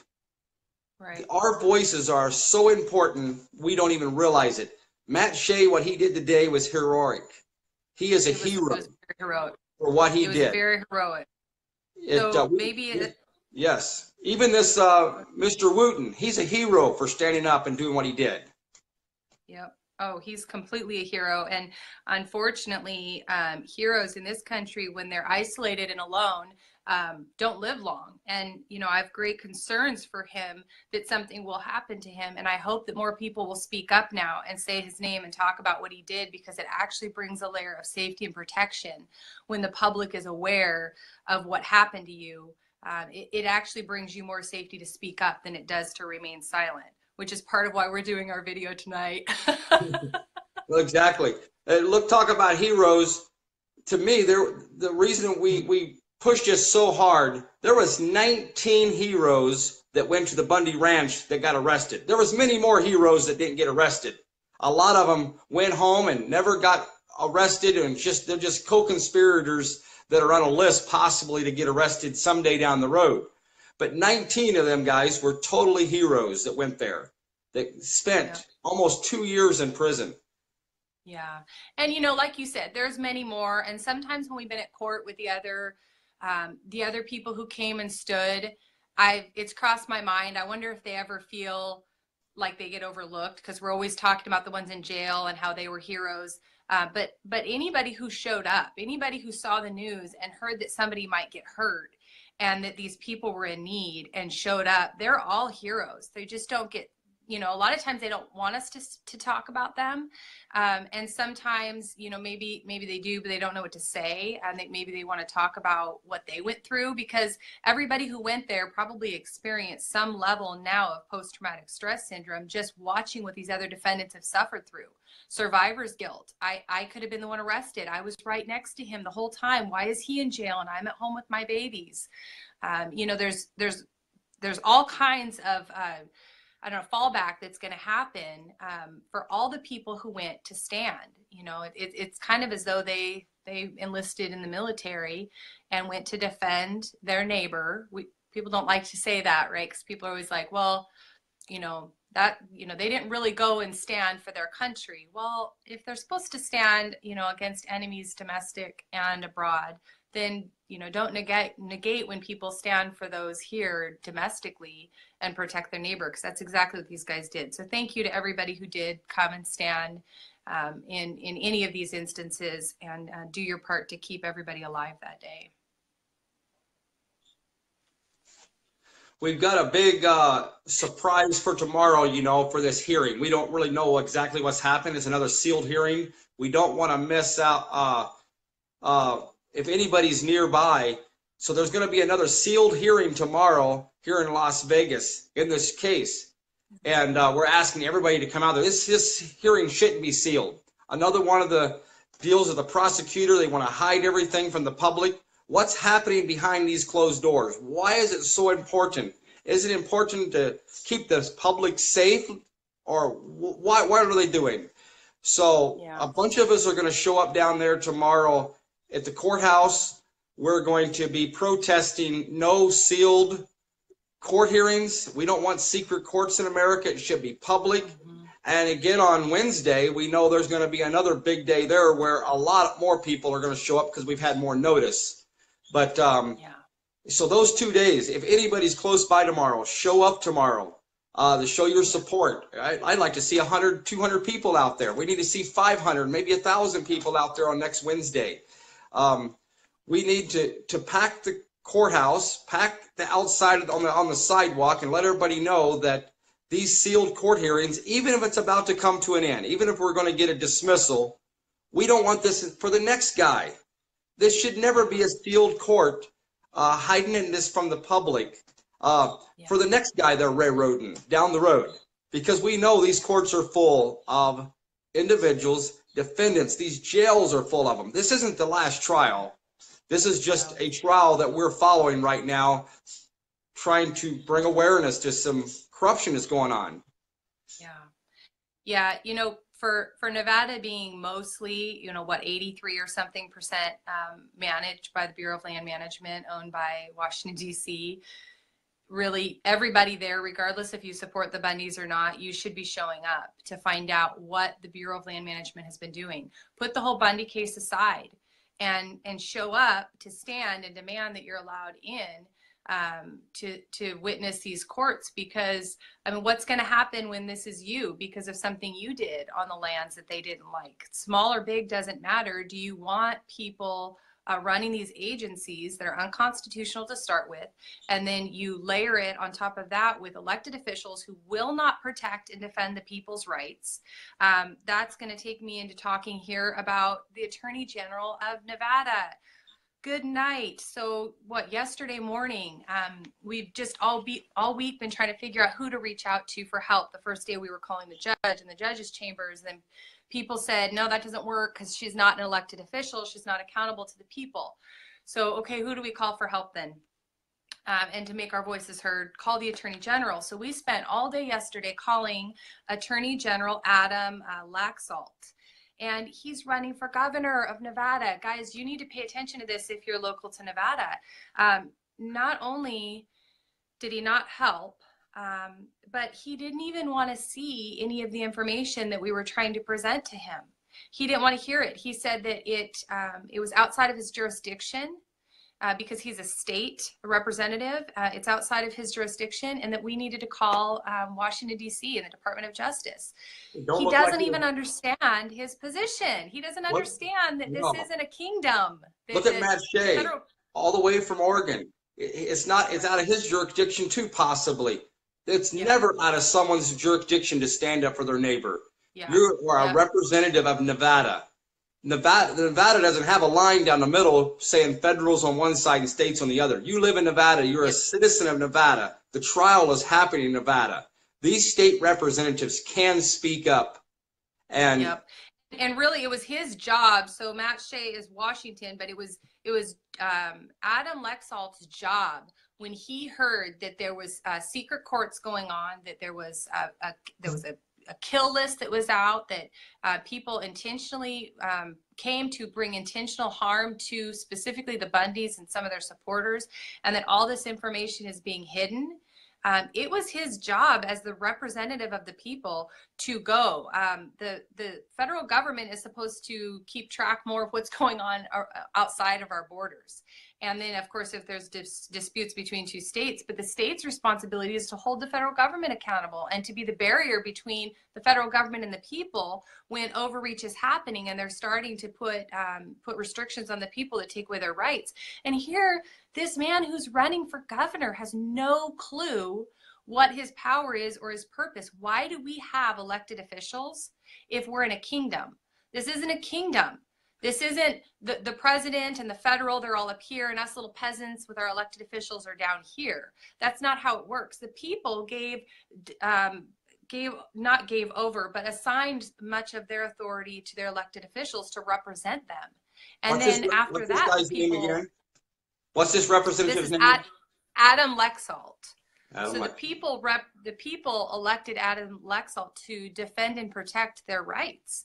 And instead of doing that, he completely abdicated his role and said, it's federal, it's not my jurisdiction. Well, Adam, I think instead of running for governor, you should probably head to North Korea or China, because I don't think you quite understand how a constitutional republic works. And I don't think you understand who we the people are or why we are electing you in the first place. So huge shout out to Matt Shea, Washington representative, who stepped up and got this information out and really went farther than what we even had. He actually went and obtained documents and read them to the world, which is just absolutely courageous. So pray for Matt, pray for his protection, and pray that the Trump administration steps up and does their job and drains the swamp, starting with the United States prosecutor, Steve Myrie, and making sure that Dan Love truly does go to prison before the year is out.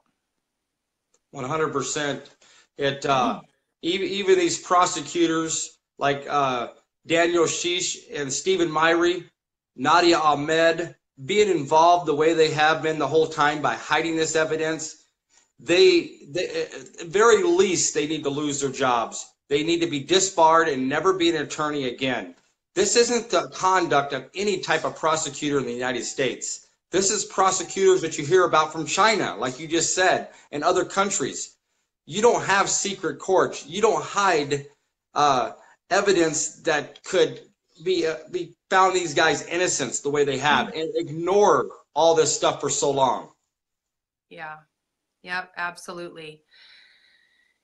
Yep, Steve Myrie has been hiding a whole lot, and so has Judge Gloria Navarro.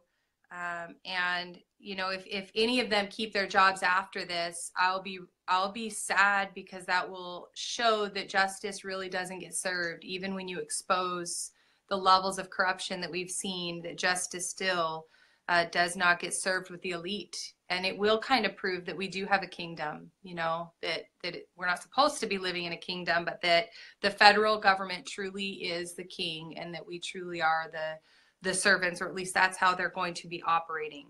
One thing I've noticed in court here on all these Brady violations and all this stuff, if the defendants were doing these things, they get threatened all the time with sanctions. Each one of these attorneys, they get out of line just a little bit.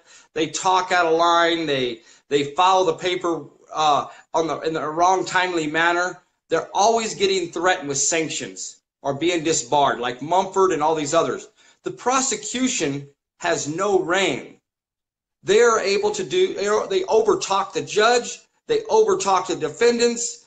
They even call names and call the other lawyers names across the room by calling them just a young whippersnapper and calling them different things like this. They don't get any sanctions. Yes, they don't get any sanctions at all. But the defense attorneys are always on their toes, afraid they're going to get in trouble for saying the wrong thing, or they've got so much rules put on them, but none on the prosecutors. And we've been noticing that. Yep. In all these Brady violations, that should disbar Steve Myrie right away. 7 Brady violations just last Monday morning within an hour and a half, and we're hearing now it's as many as 40. Right. That 7 is just what's confirmed and already been turned in. But yeah, at least 40 is actually on the book. Yeah, that was just within an hour and a half. 7 Brady violations within an hour and a half, and the rest were sealed. And now we're hearing there's as many as 40 Brady violations. And we may hear some of that tomorrow or Wednesday, or we may not hear it at all if it just gets totally dismissed the way we're hoping it's going to happen. But Steve Myrie, right there alone with just 7 Brady violations, should be disbarred, let alone 40 or more. Yeah. So for people watching who don't know what a Brady violation, it's when the defense or when the prosecution holds back exculpatory evidence or evidence that could have exonerated the defense. So I explained it to my kids today by saying if the prosecution had pictures of you entering a bank and they were prosecuting for robbing that bank, and they turned that over in discovery but didn't turn over the videos of you leaving the bank without any money, that would be a Brady violation. They're prosecuting you for something that they have the evidence in their hand also that could exonerate you. And that's supposed to keep the prosecution making sure that everything they have that they're putting on the table, because otherwise the charges should have never been brought forth in the first place. If you put it on the table and you go, well, I want to indict them here, but I could actually exonerate them with the rest of this. Clearly, there are grounds for this case. And if the grand jury had seen that, I don't think they would have gotten the original indictment to arrest these guys 2 years ago. If they had seen all of this on the table, I hope the grand jury would not have brought forth the indictment. Exactly. And just those Brady violations alone, then we have these other violations called Giglio. That was another violation that Judge Navarro mentioned last Monday morning. And that's when law enforcement are found in misconduct and the prosecutors don't disclose that to the defendants. And that never happened in this case, where the prosecutors disclosed these different agents that were testifying their misconduct from the past. Dan Love has had misconduct from several years ago. This didn't start in 2014 with him. He's had a history of misconduct. Then we've got Agent Johnson. We've got Agent Selesky. We've got these different agents of all this misconduct, and it was never ever brought up. So then we've got that type of misconduct too, and that's even misconduct of the prosecutors covering this up. Yep. Yeah, when we talk about the whole issue of a hierarchy and the elite, people need to understand how important that is, because our founding fathers really wanted to get away from the elite. And the elite, they wanted to become property owners. You were elite if you owned property. You were like the king of your property. And now we've given over all of our rights to the federal government, to the government, unlike the Bundys, who are still fighting for their rights and unwilling to turn them over. But here's leading up to that. Here's a statement that I'll read. On February 16th, 2017, I personally informed the AUSA First Assistant and Lead Prosecutor Steve Myrie of specific comments which I had previously disclosed and discussed with my supervisor, and reminded Special Assistant United States Attorney, all these letters and long names, I mean, literally, it's like we're dealing with royalty here, Aaron Cregan, about an email chain by a particular BLM in reference to the arrest of Dave Bundy on April 6th, in which prior to Dave Bundy's arrest, the BLM agent, which I think is Love, and others were told not to make any arrests. When I asked Mr. Myrie if the former BLM's agent's statements like, go out there and kick Cliven Bundy in the mouth or teeth and take his cattle, or other statements such as, I need you to go get your troops fired up to go get those cows and don't take any crap from anyone, if this would be considered exculpatory evidence that we would need to inform the defense or counsel. He then said to me, we do now, because Wooten was bringing this up to him and verbally discussing it. It was then binding Myrie and making him say, you know, okay, now basically the two of us have discussed it. Now I have to turn it over as exculpatory evidence, when he was overlooking it before. So they weren't supposed to make any arrests, but Agent Dan Love was telling people, go out there and kick Cliven Bundy in the mouth and take his cattle. These are statements that obviously show who the aggressor was. And remember, their charges have nothing to do with Cliven Bundy and his dispute over the $8,600 that he supposedly owed in grazing fees. Their charges are assaulting a federal officer, carrying a gun in a crime of violence.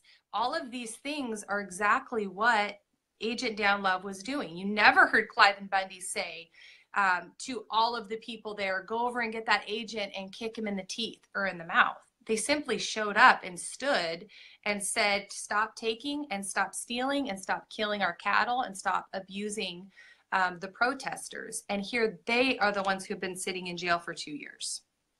The protesters even knelt down and prayed in the middle of the wash right before they walked forward there. So these protesters, even the ones with the guns, and even the ones were there, they were only there with their Second Amendment right to make sure no one got hurt. No one fired a single shot. If it wasn't for all the protesters that came with guns from all over the country that showed up because of this abuse, there definitely would have been bloodshed that day, because the BLM would have fired up on all them innocent women, children, and all the cowboys that were there. They definitely would have fired. That's, if it wasn't for all them, they actually saved a lot of lives. Just like Ryan Bundy said to Ryan Payne in court, that man saved my life. He's a hero.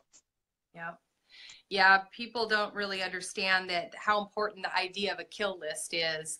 When you have a kill list, like Dan Love, he was trying to entice these protesters to come, and he in fact wanted to make sure that they had the cattle roundup in the most public area possible so that he could confront Cliven Bundy and draw in as many people as possible. All Dan Love needed was one person to shoot from where he was at, and he could have started working down his kill list. And it wouldn't matter if he shot Ammon, who was unarmed, or Dave, who was unarmed.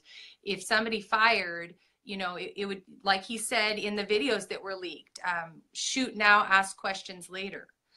And that's truly what they wanted, is they wanted to take some people out that day. And here they've been walking free. Here's a statement that he made.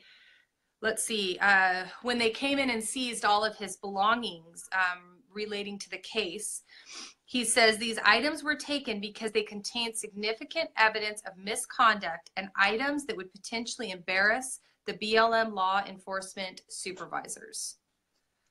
I mean, I just, if people aren't losing their jobs after this, you know, here you have an eyewitness testifying saying, I had things in my possession and some of my things were taken because it was evidence. Destruction of evidence is a crime. It's a crime in this country to take evidence and destroy it, and yet the BLM and the FBI have done it time and time again with no consequence. Let's see. The BLM also ordered me not to contact the U.S. Attorney's Office, even on my own time, even on my own phone. He is told he cannot contact the U.S. Attorney's Office. Isn't that blackmail? I mean, why is he? Who is he to tell him he can't contact the U.S. Attorney's Office? And the things that are still missing is Dan Love's computer, Dan Love's emails, at least 11 trash bags full of shredded documents was shredded, disappeared. These are the things that they were covering their tracks as the best they could. The BLM officers were, Dan Love and all these agents, they were covering their tracks, and all this stuff yet to this day is missing. If one of our phones were missing, if they had a warrant for it, they'll put a warrant out for you and get you for contempt of court for not just opening your phone, or if your phone's not missing. These BLM officers, Judge Navarro has refused to bring Dan Love in. She's refused to keep her own order. She's ordered the prosecution to deliver these Dan Love emails to the defense team. They still haven't got them to this day. They're still missing. Yep. There's so much. I mean, if people just read through this letter, I'm only on page 7. You know, all the phone calls he made and the people telling him that it's clear nobody wants to talk to you. Nobody's going to apologize to you for what happened. I mean, stuff he had to hide in case his house was broken into.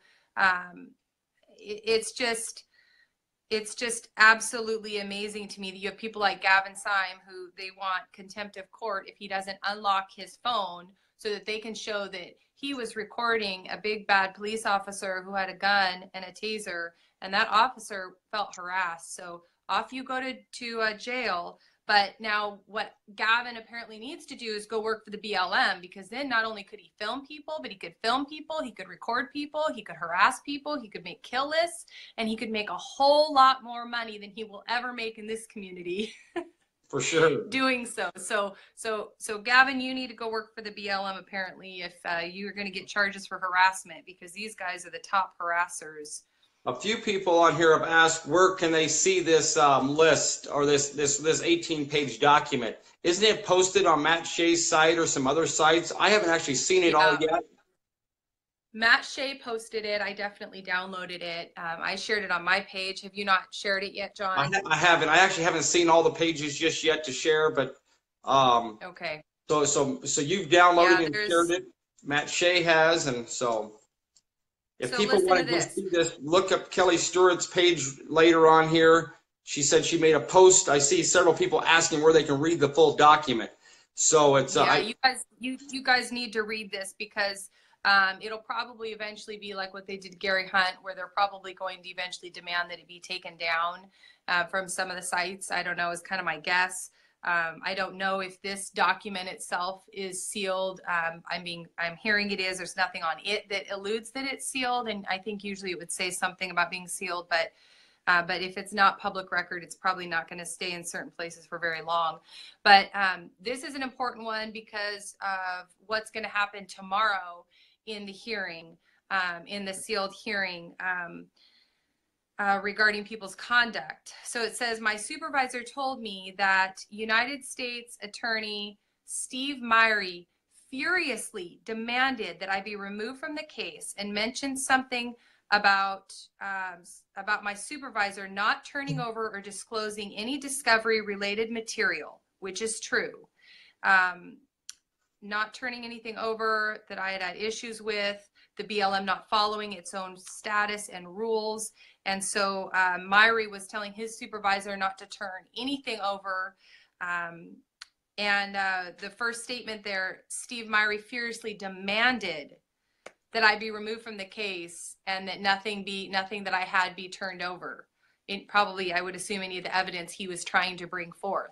So if Steve Myrie makes it another 48 hours without being removed from this case, I'm going to lose a lot of hope in our justice system. I really don't have much hope anyway, but you know, these are really strong allegations, and this is somebody's eyewitness account of what happened. He's saying he was removed because he tried to report Steve Myrie's misconduct. And then Steve Myrie went to his supervisor and furiously demanded that that he be removed and nothing be turned over that he had. Talk about a conspiracy. How can this man sleep at night knowing that he has destroyed the lives of so many people? I mean, he's robbed us all of years and years of our lives with what he has put us through, just coming around as supporters, let alone the individuals in jail, the babies that have been left at home without their fathers, and the world looking at these people like they're dangerous terrorists. And here this man is fighting furiously to withhold evidence and to protect the truth from getting out. He really, in tomorrow's hearing, whatever it's about, he should be immediately disbarred and never be allowed to return to practice law again. And in fact, he definitely needs to stand trial for conspiracy. Absolutely needs to stand trial. He definitely does. So people, meet me down there tomorrow at 9 o'clock. David Fleeman's going to be there. A bunch of other people are going to be there. Just maybe they'll open up the court and let us in and hear what's going on. Maybe they'll disbar Stephen Myrie over this whole deal. Something big needs to happen like that. This is a surprise hearing. It's something that we didn't really know about until just hours ago. And and we know and that if it happens, don't you guys want to all be out there watching and being there as a support system for justice, if that's what ends up happening and Myrie ends up being disbarred tomorrow or actually leaves in handcuffs? That would be worth seeing. So people can go through on my page and read it. Let's see. After this live stream, I'll try to go and share it also, so we have it in multiple places. That way people can look at these documents for themselves and see, read it for yourself and see what we're saying. What we've been saying all along the last few days goes right along with what this is. We've been hearing this stuff in court. We've been gleaning this stuff as observers, and we already knew it was out there. We just didn't know the full detail until Matt Shea brought it out today. And like I said, this is just one email, guys. This is just one sealed hearing where this apparently came out recently. So sealed hearings have been going on since this trial began, and we continue hearing what we're hearing about. It doesn't scratch the surface. So if that doesn't kind of scare you, I'm not really sure what will. The media should be in a frenzy right now to get their hands on this information. This is one simple email. There is so much more. And if they can get these documents unsealed, they can potentially be the first to report all of these crimes going on by these, you know, $200,000-$300,000 a year paid agents who are working and literally spending their full-time jobs terrorizing the American people. If you are worried still about ISIS, you have not been paying attention. ISIS is not going to lock you up in a U.S. prison for 2 years without bail and try to get you put away the rest of your life on false stories. It's not going to happen here. So not that we don't want to be safe and keep terrorists out of our country, but when our country is being run by terrorists, perhaps there's been some smoke and mirrors going on by our government to keep us distracted from what's really going on. We need a wall up now. Is that to keep us, to keep illegals out, or is it to keep us in? Maybe some questions that people who are reflecting and learning about what's really going on, maybe some questions you should ask yourself. Well, while we're talking about the boogeyman, ISIS and all that stuff, our own government is terrorizing all these people, and we never see that boogeyman underneath the bed. All we do is hear about it, and everybody's running from a shadow that hasn't existed at this time. What is existing is our government and these agents that have been terrorizing hundreds of families across this country. When you've got the CPS taking children away from people, like Robert Hoffman out of Washington, the Home family out of Alabama, and that's just two names right there. And they take their children away, and they take them away for years. It's been over a year and a few months for the Home family. They can't even visit their child now. They're putting restraining orders on them. Robert Hoffman up there in Washington, they put restraining orders on him where he can't even communicate with them. They're putting gag orders on these defendants in this case where they can't talk to each other, sealing the courts. This is ISIS. This is the terrorists. Our own government is terrorizing these people all across the country. I guarantee the Home family hasn't been able to sleep for the last year and several months. October was a year. So we got 15 months now. They haven't got to really hold their baby, take it home. Got 3 hours a week supervision. They are being terrorized. Because they don't want the Social Security number and the birth certificate that our government wants to force them on. Because remember, back when our country was started, the freemen never carried identification, but the slaves did. The slaves could be caught anywhere without identification. And that's exactly where we are now as a nation. And I don't know what the answers are. I know that's sometimes unfair of us to present problems and not answers, because it really feels like the giant is so big at this point. But I think the first step is just acknowledging what's going on. What's on your driver's license? Mine says the state of Washington. That's my master. What title is on my vehicle? The state of Washington. That's who owns my vehicle.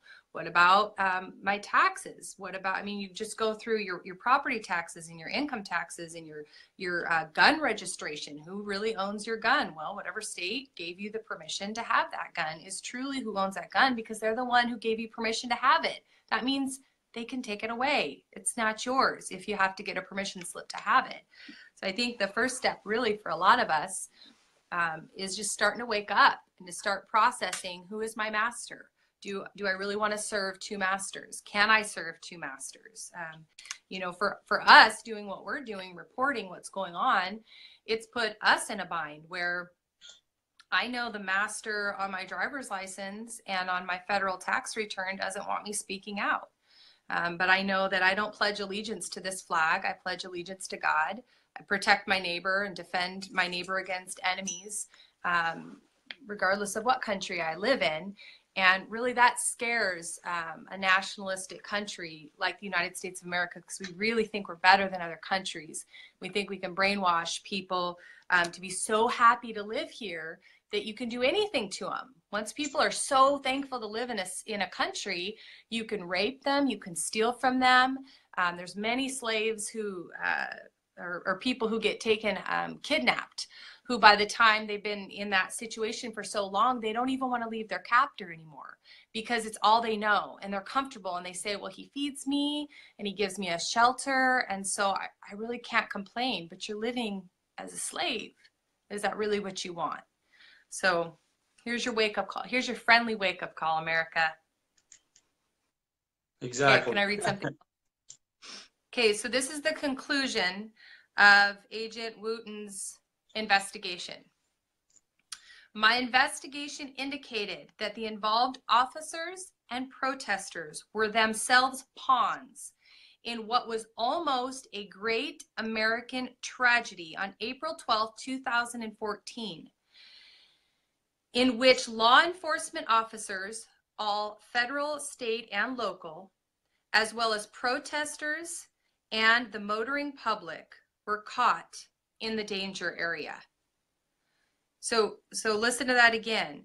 The law enforcement, the protesters, and the public were all caught in a dangerous area, and it was elevated. The threat was actually elevated by Agent Dan Love. Agent Dan Love was the one elevating the threat that potentially could have ended in just like Waco, in hundreds of people being shot and massacred, and law enforcement on all sides that really just thought they were just doing their job and didn't even realize that they were actually defending and protecting a terrorist. This was his this was his end conclusion. And it says the investigation indicated that the primary reason for the escalation, this is important because everything we're hearing about is how the armed militants and the militia and the 3%ers, you know, is that a 3% badge on your shoulder? Oh, you're one of the bad ones. I mean, this is how they painted them in court to the jury. But really, the bad names aren't 3% and militia. The bad names are FBI and BLM. He says that the escalation was due to the recklessness, lack of oversight, and arrogance of BLM Special Agent in Charge Dan Love. The recklessness, failure to adhere to the federal court order, failure to adhere to the federal court order. That's the charge they made Eric and Scott plead guilty to. The misdemeanor was not adhering to the court order, but it was actually Dan Love's failure to adhere to the federal court order and lack of recognition of the federal government in matters related to land management within Nevada. So when we look at this and we pick this apart, the escalation was Agent Dan Love's recklessness. That's a big deal. When 20 people are sitting in jail, or 19 people have been sitting in jail for assaulting federal officers, and here in the end you find out that the officers actually had plans ahead of time to potentially kill people. That's a really big deal. Let's see.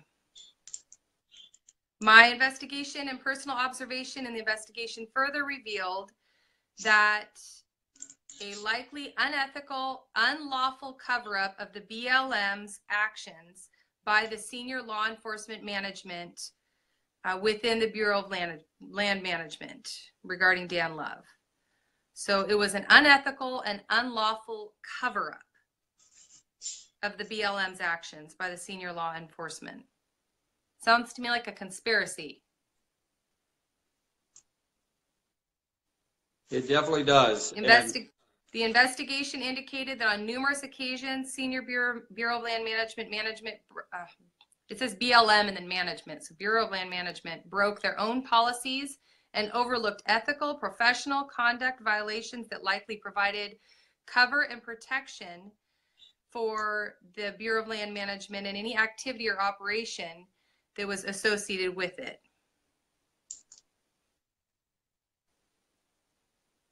Well, all of this information that we're sharing right here that Matt Shea shared today, everybody needs to get this stuff and share it all over the place. Download it yourself, spread it around, because if they take it all down, it still needs to be out there somewhere, so it can't be covered up. Yeah. It really does. So get this out there. People still want to know what's this mean for this week. We don't know. The judge could say that because of all of this information, she needs time. And because she needs time, the jury's been out too long. We're going to have to start over with a new jury. She could declare a mistrial for none other reason than the jury being out too long, and start this whole thing all over again, only coming back with, maybe new legal teams and removing, putting sanctions on individuals so they can't speak as freely as they have. That would be a huge, huge, huge atrocity to justice if all of this has come out and she does not declare a mistrial because of the prosecutorial misconduct or do a full dismissal with prejudice.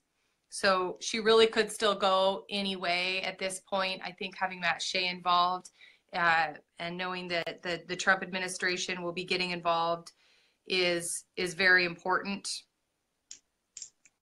And we're just going to pray that any day, and maybe even tomorrow in the sealed hearing, maybe all charges will be dismissed and there'll be a big victory to celebrate tomorrow. Not justice, but definitely a victory if we can get these charges thrown out. And we'll have you an update at noon tomorrow or before, as soon as we know. This hearing tomorrow may last an hour, it may last 3 hours, we don't know. It starts at 9 o'clock sharp tomorrow. That's all we do know. At this moment, we know it's going to be sealed, that we most likely won't be able to get into the courtroom. But whatever information we can find, we will let you know tomorrow as quick as they're out of court. Yep. All right. So awesome breaking news. Thank you again to Sherry Diwali with Readout News, who went and was there with Matt Shea when he read the information that he had found. And everybody just be praying. I'm not sure. I haven't been watching comments. John, is there anything else we need to wrap it up with? I think we got just about everything. I do want to make one announcement, if I can, real quick, for Roger Roots. Saturday night at 6 o'clock, there's a Lysander Spooner University event with multiple speakers going to be speaking.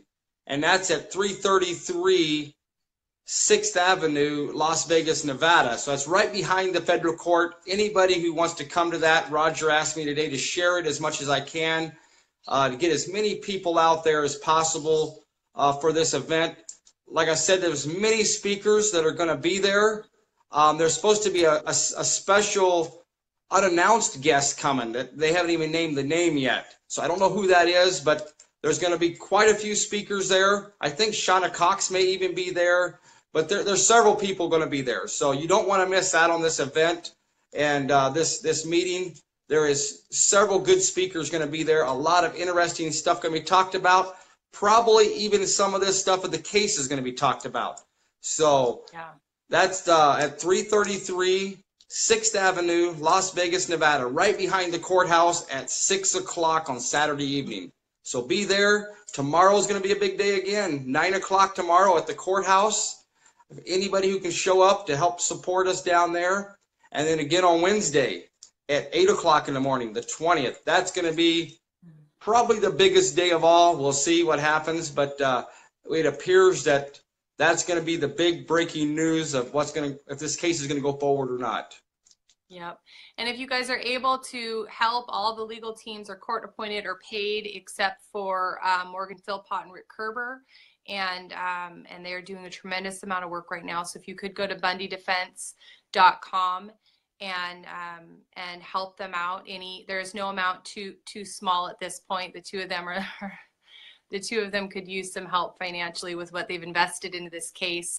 A new response just came in today from the government regarding the things that they filed on Monday over the Brady violations, and it was packed and it was good, and but a lot of response needs to be made now again from the defense. So the work just doesn't seem to end, and if this case for any insane reason goes on, they will definitely need some help to continue on because they are not court appointed and they are surviving off of donations. So bundydefense.com to support them. And what's your PayPal, Kelly? I don't give out my PayPal, you guys. You should know that by now. John, you can support John. He's on the ground there reporting day in and day out for us. So you can support him. And I can't remember his PayPal. But I was told by someone today I should memorize mine, but I don't even know I don't even memorize mine either. But yeah, you should. And I'm trying to think if there's anybody else that we need to do a call out for that. I don't know. I don't think so. I'm getting tired, and it's been a long live stream. The main thing is right there. Nancy Henderson put it out there. Bundydefense.com. That is the most important thing right now, to support these attorneys that are actually working day and night. They're filing things even at midnight. Their day never ends. Their day literally never ends. Yes, I see these guys from Whipple to all of them. They're working around the clock trying to wrap this case up and present their evidence and expose this stuff. These guys have been working hard, and they deserve all of our support that we can give them. Yeah, and Rick Kerber has now been re-indicted. He's, I think, going to be heading back to trial for the 5th time with the feds up in Utah. So instead of being at home in Utah, after just finishing his case, as soon as this case started, he already went through that whole trial, battled it out, ended in a hung jury, should have been not guilty because the majority said not guilty. but because they had a holdout or two, they called for a mistrial, because that's what we do in America. If we don't get them the first time, we just go after you over and over and over and over again. So instead of being at home working on his trial and fighting for his life, he is in Nevada fighting for Ammon Bundy's life and the rest of the guys. So if you guys could support them, that would be really, really, really awesome. So I think that's all. That's it. Yes. That's all. Well, God thanks a bless lot, you guys. everybody. Thanks for sticking with us, and we'll see you in Las Vegas soon. And let's come join us tomorrow at about noon, probably, for an update from what's happening at court. Yep. Sounds good. All right. Bye, guys. Share this everywhere. Good evening, my friends. I just wanted to do a little video and talk a little bit about what's going on. Obviously, there's an uproar about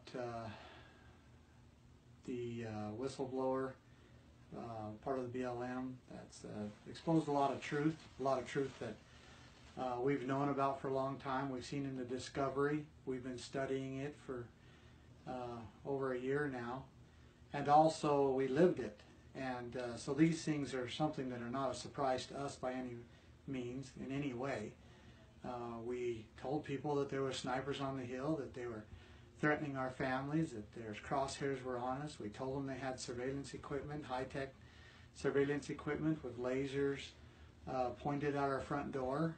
We didn't know what it was about, but we knew that that was happening. And all of these things have been covered up by the government. We've actually several times, many times throughout this year, have requested information on it, and they've denied it and said things like we were going on a fishing expedition trying to get information and say there was things that really wasn't, and then we find out sure enough that they were. The discovery clearly shows that the prosecutor, Stephen Myrie, did everything he could to cover up that there was snipers. He even had BLM agents come back in a year later and re-clarify their testimony to say that they didn't act as a spotter or they didn't act as a sniper. And these are the things that were going on, and we see them in the discovery. And it's primarily done by the U.S. Attorney's Office, and I believe Steve Myrie was a huge player in this. We also see where they just lied over and over and over to the grand jury. We've seen this for years, for the time we've been in prison, for the almost 2 years. And it's been very frustrating to us to see it, because we know that it was a lie. We see that it was a lie. We see that they lied to the grand jury over and over and over again, that they created this narrative, and then they tried to sculpture the discovery to follow the narrative. And it was a lie. It was a lie from the beginning. And so it feels really good to actually have somebody from their side, the inside, a whistleblower, to actually say these things. But they're not a surprise to us by any means. And so, and I could go into great detail, about how they were a militarized unit, how they followed a militarized procedures. They said they were a militarized units. They had drones up in the sky, high enough you couldn't even see them. They had crosshairs up on our family's home, and off to the side you see in the videos with the drone crosshairs and all the other technology that's on this drone. And over on the side you see where it says arm or disarm, and that's what they had on our family's home. And they also had it on the protesters, and they had it on the protest site, and it had infrared technology, it had night vision technology, and then of course it was capable to view very closely from a long ways away. And that's just a very touch of what the technology and what they were doing to an American family on American soil. And that's why people came. They felt that this was wrong. And now it's good to see that now, America is seeing that it was wrong. Again, I could go into great detail about what's in the discovery, what's not in the discovery that we know it should be, what's been withheld, and who did it. And you know, it was the Bureau of Land Management, the FBI as well.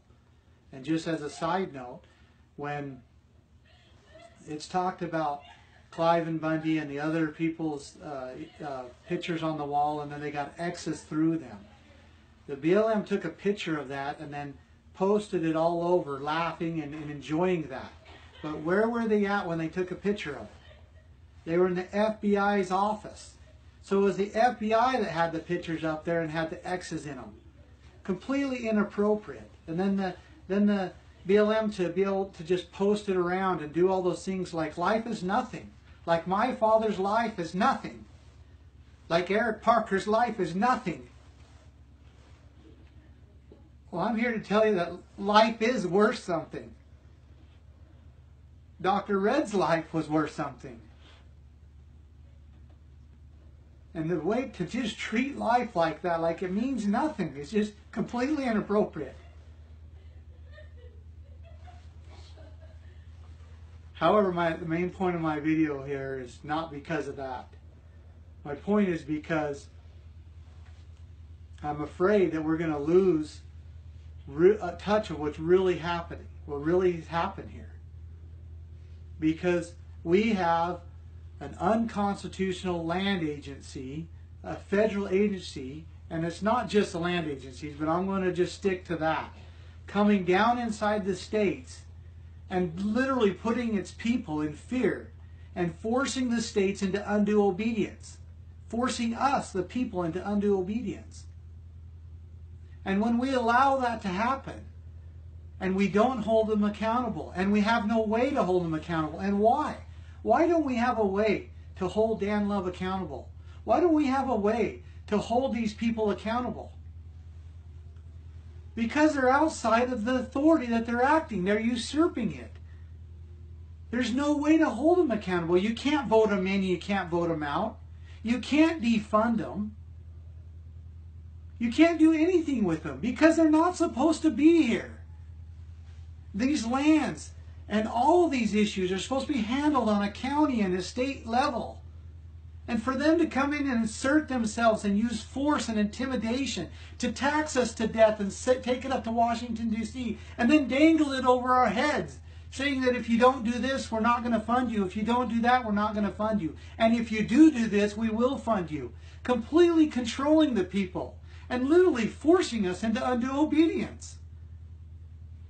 What do you think is going to happen when we go away from the founding principles that built this nation? What do you think is going to happen? This is what happens.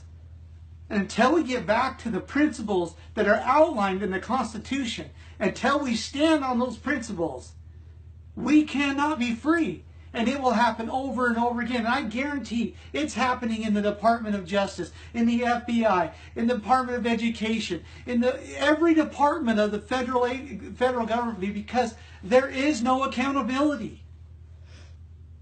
And we can't make them accountable. But on a county level, we could get them out.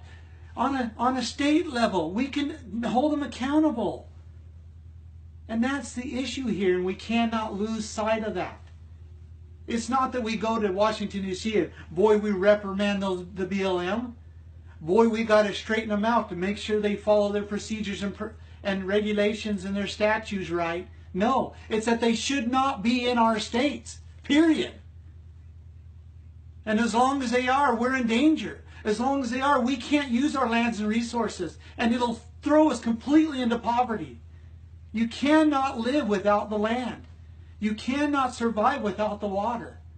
And they have deliberately and intentionally and deceptively, over years, over decades, taken the land, taken the water and the resources and the minerals away from the people. Until we wonder why we're all struggling to make a living. We have to wake up. We have to get back to those principles that keep us free and keep us happy and keep us prosperous. We have to. I don't want to leave this country. I want to stay right here. I love this land. I love this people. I love freedom.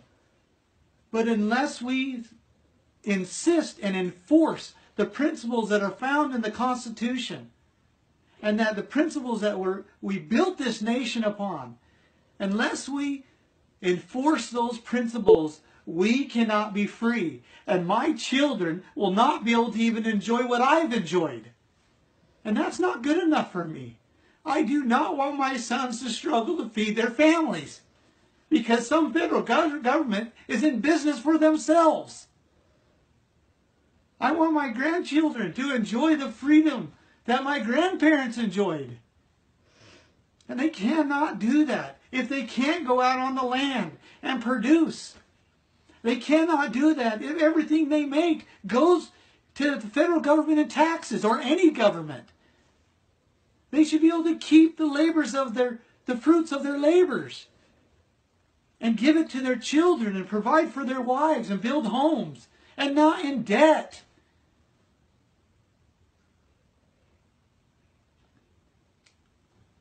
So keep the perspective correct. Of course the Bureau of Land Management did this. Of course they did. That's what happens when you don't hold people accountable, when you can't hold people accountable. That's what happens when they're unlimited. When they believe they have full control and full power. That's what happens. So of course there's a kill list. Of course you got them, plotting to destroy a family that stands up against them. Of course you do. And the only way to make it right is to hold them to the limitations that are found in the Constitution that we, the people, set upon them. And that goes across the board. What in the world are they doing in our states? Implementing health care, implementing land control, implementing the environment regulations, education. What are they doing? The people need to do that themselves within their counties and within their cities and within their states. The federal government needs to go do their jobs that's outlined in the Constitution. It's very clear. And beyond that, they have no power. Beyond that, they have no power. And if we allow them to step across those bounds, which we have, they will abuse it. Thank you.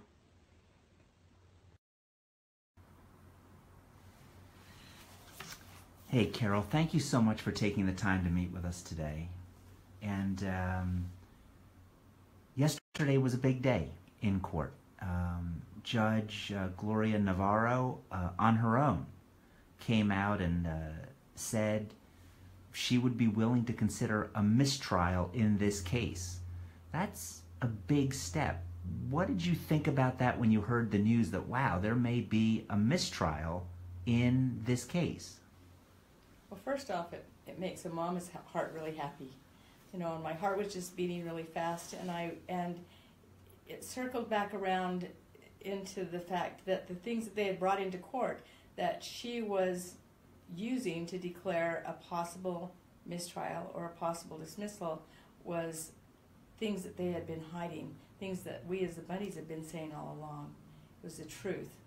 And I've always said, and all you people have heard me say many times, that the truth will set us free. And I think we as a Bundy family have been very consistent in our story and in our truth, because as one of my sons says, the beautiful thing about truth is it's so easy to tell. The story never changes. Well, I have to tell you, it's my understanding that Judge Navarro, because one side that hasn't been consistent is the prosecution. And apparently they walked into court and said, there's no surveillance video. And it turned out there was surveillance. They said there was no FBI behavioral analysis done. And then it turned out there was a behavioral analysis from the FBI. They said absolutely no snipers deployed at the Bundy Ranch. And then it came out there were snipers. So the FBI, the government appears to be struggling with their narrative, flip-flopping. How do you feel about that? Well, they're flip-flopping because they're not telling the truth. They're flip-flopping because we have seen with our own eyes, and we have video, and we have pictures of the very things that they said they didn't do. And so for us, once again, we gain strength from being able to look them in the eye and say, we saw the cameras, we saw the FBI, we knew what was going on, and we're not afraid to stand up for that. Carol, let me ask you this. You are on the witness list, so you're not allowed, you're not permitted No, I can't go in the courtroom. How difficult is that for you? I mean, your husband's there, Ryan Ammon, Ryan Payne. How difficult is that for you as a mother, as the wife, to not be permitted in the courtroom to watch the day-to-day proceedings? Well, you know, it's very hard for me, and I've actually begged to be taken off the witness list because in my heart I don't think that Judge Navarro wants to take the chance of having the mother and the wife, the matriarch, on her stand. But I'm finding out that it really doesn't matter because everything that the government is doing right now is under seal. So they are not even allowing the American people to know what's going on inside that courtroom because it's under seal. I have to say, I think it's pretty interesting. The trial, I believe, is entering its 6th or 7th week, and the government is only on its 3rd witness. They're having some real struggles in moving this case forward. Let me ask you this. Ryan, Ammon, they are out on pretrial release for the first time in almost 2 years? Almost 22 months. Are you going to be able to have a Christmas with your family? And we'll talk about Cliven in a minute, but with Ryan and Ammon, it's a pretrial release, so there's certain conditions. How are you going to be able to spend Christmas this year? The only way I can spend Christmas is if I go to each of their homes individually, because part of their pretrial release is that they don't communicate with one another, that they're not in the same room, unless it's an attorney meeting or their attorneys are with them. And so I know they filed with the judge that change comes, but whether she will answer that before Christmas, I don't know. But one thing I do know is that my little grandbabies are going to have their daddies home for Christmas, and for me, it's the best Christmas ever. Well, Carol, I know that, let me ask you one question because I know that you have a very tight schedule today. You have millions of individuals from around the world, and I've seen the emails, I've seen the letters, and I have seen letters from Hawaii, Alaska, Florida, Montana, Utah, all over, sending you a note, sending you a check, just sending you a well wish. It's the Christmas season.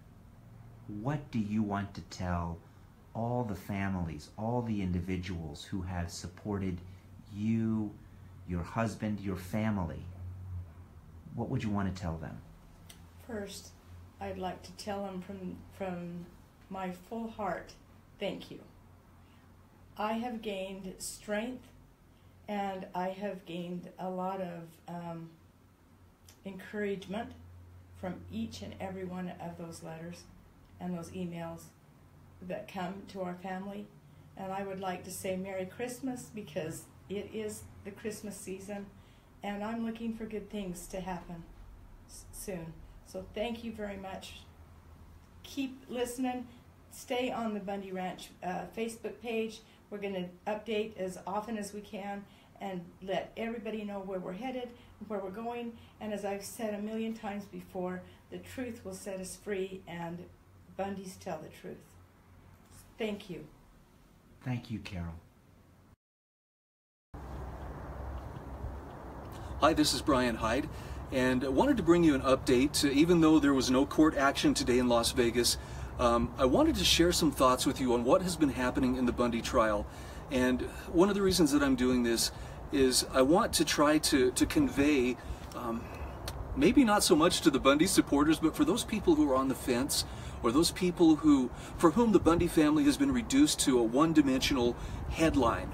I'd like to try to get across to you why this case matters, and whatever you may think of the Bundy family, why you should watch this with great interest, because it could very well pertain to you. The pattern that we have seen emerge over the last few weeks is that the prosecution has failed to provide evidence, material evidence, that it should have provided to the defendants and their attorneys in the course of discovery. And this is more than just an inconvenience. This is not just some technicality. Oh, look, they're gaming the system and trying to, make a mockery of our system of justice. If justice is really what this trial is about, in other words, seeing that what is fair is done. If there has been a wrong, then there has to be someone held accountable, there has to be recompense, and what's wrong must be made right insofar as it's able. However, by withholding that evidence, that is denying due process to these defendants. And I want to go into due process here for just a moment, just so you can understand. This is not some newfangled legal term that the attorneys have come up with, or that the Bundys are hiding behind to try to bend the court to their will. Due process goes clear back to the Magna Carta. And if you don't remember what the Magna Carta was about, I would recommend jump on Wikipedia if you have to. Back in 1215, King John was held accountable by his barons and his dukes at sword point, no less, and told that his powers were not absolute, that his powers were subject to the law of the land, which is what eventually we have come to call due process. In a nutshell, what that means is the law of the land requires that not only are we expected to follow the laws that are governing our land, but our government is expected to follow those laws too. In the case of King John, his nobles required him to follow those laws, and again, they held their swords to his throat and said, you will sign this grand charter saying that our rights are not subject to your whim, and that there are limits to your power. And the reason being, because he was abusing that power, as other kings had done before him, as other governments have been prone to do even in our time. Due process requires government to follow the laws, and especially in the case where someone is accused of a criminal act, to prove its case. The burden is on the government. I've told you before, how many times the judge has said, these defendants are presumed guilty, they have a clean slate as far as this court is concerned. And yet, by withholding essential information, especially information that could have exculpatory qualities, meaning it could prove the innocence, or it could show where the defendants were coming from, and perhaps actually show that they are not guilty of what they're accused of, they're being denied due process. Remember, these men have been held in jail, many of them for 660 days. Cliven Bundy continues to be held in jail because he is not willing to walk out of that jail unless he's a free man. He says, I have done nothing wrong. And notice whose story has changed over the course of the last 6 or 7 weeks of this trial. It's not the Bundys who have changed their defense and have changed their story to try to keep up with emerging facts. It's the government that has had to change its story when it vehemently insisted, oh, there were no snipers present, and it turns out that there were. When it said there was no surveillance, and it turns out that there was. And on. 7 different examples of what are called Brady violations, each of which represents a violation of due process. Now, if it was your life, liberty, or property that was on the line, would you not want your government to follow the rules, and not just rule by the fact that, well, we're bigger, we're more powerful, we have the force to make things happen, but by the rule of law? I think most of us would answer yet. So here's the kicker. If you would insist on government following the rules in your case, then you should insist on the government following the rules for the Bundys, and for that matter, for anybody. Because if they can do it to the Bundys, they can do it to anybody, and that means you and I would be at risk as well. So there's some food for thought for you. We will have more updates. We will have more interviews with the defendants and their families as the trial continues. Thank you again for following us. I look forward to the next time we get to see each other. Okay, everybody, let's try this again. Please give me a thumbs up if you can see me, and give me a heart if you can hear me. We getting any thumbs up or anybody watching yet? Thumbs up if you can see me, and a heart if you can hear me. Awesome. Hello everyone, this is Sherry Duvally with Ridout News. We are live from Spokane Valley, Washington. We're in the office of Washington State Representative Matt Shea, who is here to give us a special report on some very breaking news that will affect every American in this country. Sherry, thank you for having me on. I appreciate it, and I appreciate everything you guys are doing with Readout News. You've been doing a wonderful job covering the trial down in Nevada. I would like to first start, some of the things I'm going to be talking about today are extremely serious, and I don't want to be overly dramatic, but I think you'll see why here in a second. I'm about to say what I'm about to say. I have never had in my entire life, ever, any inclination to commit suicide. I have never in my entire life taken inappropriate pictures and stored them on my computer. In fact, I've had my computer forensically searched for such images. And generally speaking, I love my wife dearly, and we have a wonderful and happy marriage. So with that, everybody's like, whoa, what do you have to say? Well, I want to start with a couple of things. First, there's a very important principle that I would like to start out with, of kind of why what I'm about to say is so important to the American people, and it's this. The people of this state, and this comes from Washington State's Public Records Act, the people of this state do not yield their sovereignty to the agencies that serve them. The people in delegating authority do not give their public servants the right to decide what is good for the people to know and what is not good for them to know. People insist on remaining informed so that they may maintain control over the instruments that they have created. And that ultimately is the crux of what I am about to talk about today, since it does involve the Bureau of Land Management.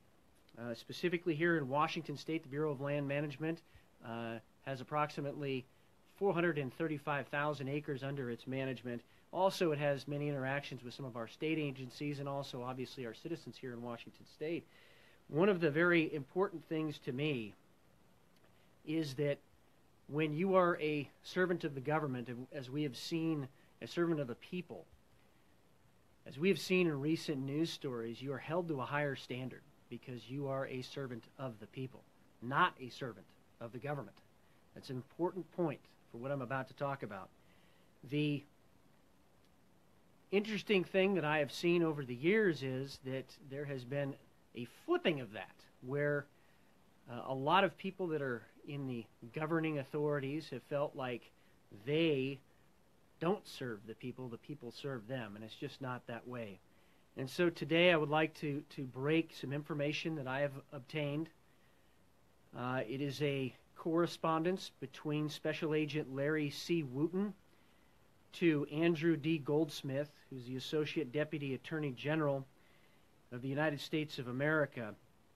And recently we've heard, and you've reported on rumors, that there has been a move to dismiss the case against the Bundys down in Nevada. And what I am about to tell you is probably one of the reasons why.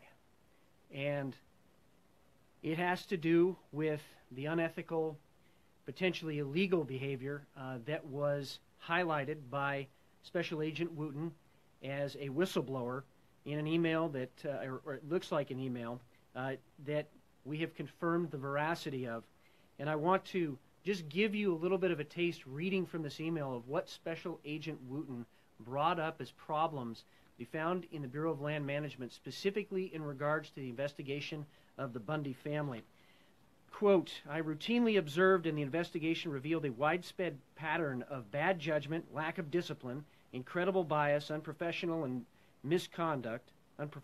misconduct, as well as likely policy, ethical, and legal violations among senior and supervisory staff at the BLM's office of law enforcement and security. When I reported these issues, my supervisor seemed generally unsurprised and uninterested and was dismissive and seemed unconcerned. Now, I want to set the stage a little bit here. Apparently, Special Agent Wooten was the case agent or the lead investigator for this case. Here's another quote from him. The longer the investigation went on, the more extremely unprofessional, familiar, racy, vulgar, and bias-filled actions, open comments, and inappropriate electronic communications I was made aware of or I personally witnessed, end quote. He then continues, quote, the ridiculousness of the conduct, unprofessional, amateurish, carnival atmosphere, openly made statements, and electronic communications tended to mitigate the defendant's culpability and cast a shadow of doubt, of inexcusable bias, unprofessionalism, and embarrassment on our agency, end quote. This is where it gets very incredible, because Special Agent Wooten brings up some very serious allegations against his own agency, and I want to kind of highlight what those are, and then I would like to go through what specifically is written in this correspondence. First, Special Agent Wooten says that there was the treatment of the Bundys in a manner that suggested they wanted to see a couple members of the Bundy family either dead or harmed. And I want to be very specific about what he said about that in here. The second thing that's brought up is that there was an apparent withholding of exculpatory evidence that Mr. Wooten had brought to the attention of his supervisors. Next was that there was allegations of sexual misconduct inside the BLM's law enforcement arm, and that also there were indeed at Bundy Ranch snipers that had been deployed. Now, it's interesting because I personally have been witnessing the news reports that have been out there, some of the things you've been breaking, that snipers were in fact maybe not there, and that was the government's position in a previous hearing. This document very clearly is the smoking gun, not only in this case, but I believe an indictment of BLM itself, and maybe even potentially the prosecutors that are involved in this case. And I want to read again some of the things that are in here, because some of it is so outrageous that I will be sending a letter very specifically to Congress. We'll be sending a letter to Secretary Zinke and the Trump administration so that they can take the appropriate action and prosecute the bad actors for some of the behavior that has occurred inside the BLM. I also want to be very specific that the Trump administration is probably going to be blindsided by this, as I was blindsided by this information coming to me. And I believe that they have been doing the right thing when they have been given the facts, and I have every confidence the Trump administration is going to do the right thing in this case to bring those to justice that have either violated the letter of the law or the spirit of the law or policies internal to BLM. So let me go down a couple of these things that are in this correspondence, again from Special Agent Wooten. Quote, the misconduct caused considerable disruption in the workplace, was discriminatory, harassing, and showed clear prejudice against the defendants, their supporters, and Mormons. Oftentimes, the misconduct centered on being sexually inappropriate, profanity, appearance/body shaming, and likely violated privacy and civil rights. Next, he says, extremely biased and degrading flyers were also openly displayed and passed around the office. A booking photo of Cliven Bundy was and is inappropriately, openly, prominently, and proudly displayed in the office of a potential trial witness and my supervisor, and an altered, degrading suspect photos were put in the office presentation by his supervisor. End quote. The next quote is, quote, my supervisor even instigated the unprofessional monitoring of jail calls between defendants and their wives without prosecutor or FBI consent for the apparent purpose of making fun of the post-arrest telephone calls between Idaho defendants/FBI targets, end quote. That is an extraordinary statement, that they are admitting what seems to be a very clear violation of, if not policy, the spirit or letter of the law. I also find it very interesting as well that they were putting things up in the office when some of those members of that office had to testify. I think there are some very clear rules that say you should not do that for many different reasons. I will move next to some more comments that he had and then get into something that is probably the most shocking part of this entire correspondence. Quote, this carnival, inappropriate and childish behavior didn't stop with the directed bias and degradation of subjects of investigation. BLM law enforcement supervisors also openly talked about and gossiped about private employee personnel matters such as medical conditions, work performance, marriage issues, religion, punishments, internal investigations, and derogatory opinions of high-level BLM supervisors. He also says, quote, there was a religious test of sorts, and he was personally asked, quote, you're not a Mormon, are you?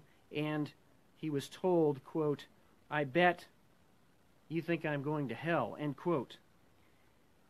He continues, quote, that the investigation also indicated that on multiple occasions, former BLM Special Agent in Charge, Love, specifically and purposely ignored U.S. Attorney's Office and BLM's civilian management direction and intent, as well as Nevada state official recommendations in order to command the most intrusive, oppressive, large-scale, and militaristic trespass cattle impound possible, end quote. I want to comment on that for a second. If government exists to protect the rights of life, liberty, and property, and you have now a special agent in charge questioning the handling of this situation, that it was intentionally made intrusive, oppressive, large-scale, and militaristic, we have a problem in America today. And those people that did this need to be held accountable for it. And I have, again, every confidence the Trump administration will do so. It's also interesting to note that Special Agent Wooten said that he had contacted Attorney Stephen Myrie and Assistant United States Attorney Nadia Ahmed, as well as the Federal Bureau of Investigation Special Agent Joe Willis by telephone on these issues. And as you read through the document, which we will post online here as soon as this segment is done, very specifically, he seems to imply that nothing was ever done by any of those folks. And that at the very least needs to be investigated further if that is indeed the correct implication. But the most shocking part of this entire thing, I believe, is that the BLM law enforcement arm and one of his supervisors, quote, emailed out photographs of an arrest tracking wall in which Eric Parker and Cliven Bundy had X's through their face and body, and then he puts in quotation or in parentheses indicating prejudice and bias in parentheses. Well, I think that's a little bit more than prejudice and bias in my opinion, because later in this document he says, quote, time after time I was told a former BLM special agent in charge Love's misconduct. I was told by BLM law enforcement supervisors that he had a kill book. Every American needs to understand what I just said. That you have a special agent in charge that had a kill book. Well, was that turned over to the defense? How is that due process? I mean, there's a lot of questions this statement by Special Agent Wooten raises, but he continues, quote, as a trophy, and in essence bragged about getting 3 individuals in Utah to commit suicide, which is why I gave the statement I did at the beginning of this segment, because that's probably one of the most startling statements I have ever read in any investigation I've ever been a part of in the last 15 years.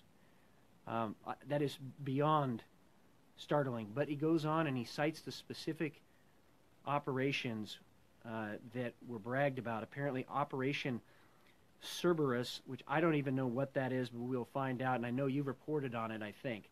Also, the Failure Rock and Burning Man special event where, quote, he was unlawfully removing evidence, bragging about the number of OIG and internal investigations on him and indicating that he was untouchable, end quote.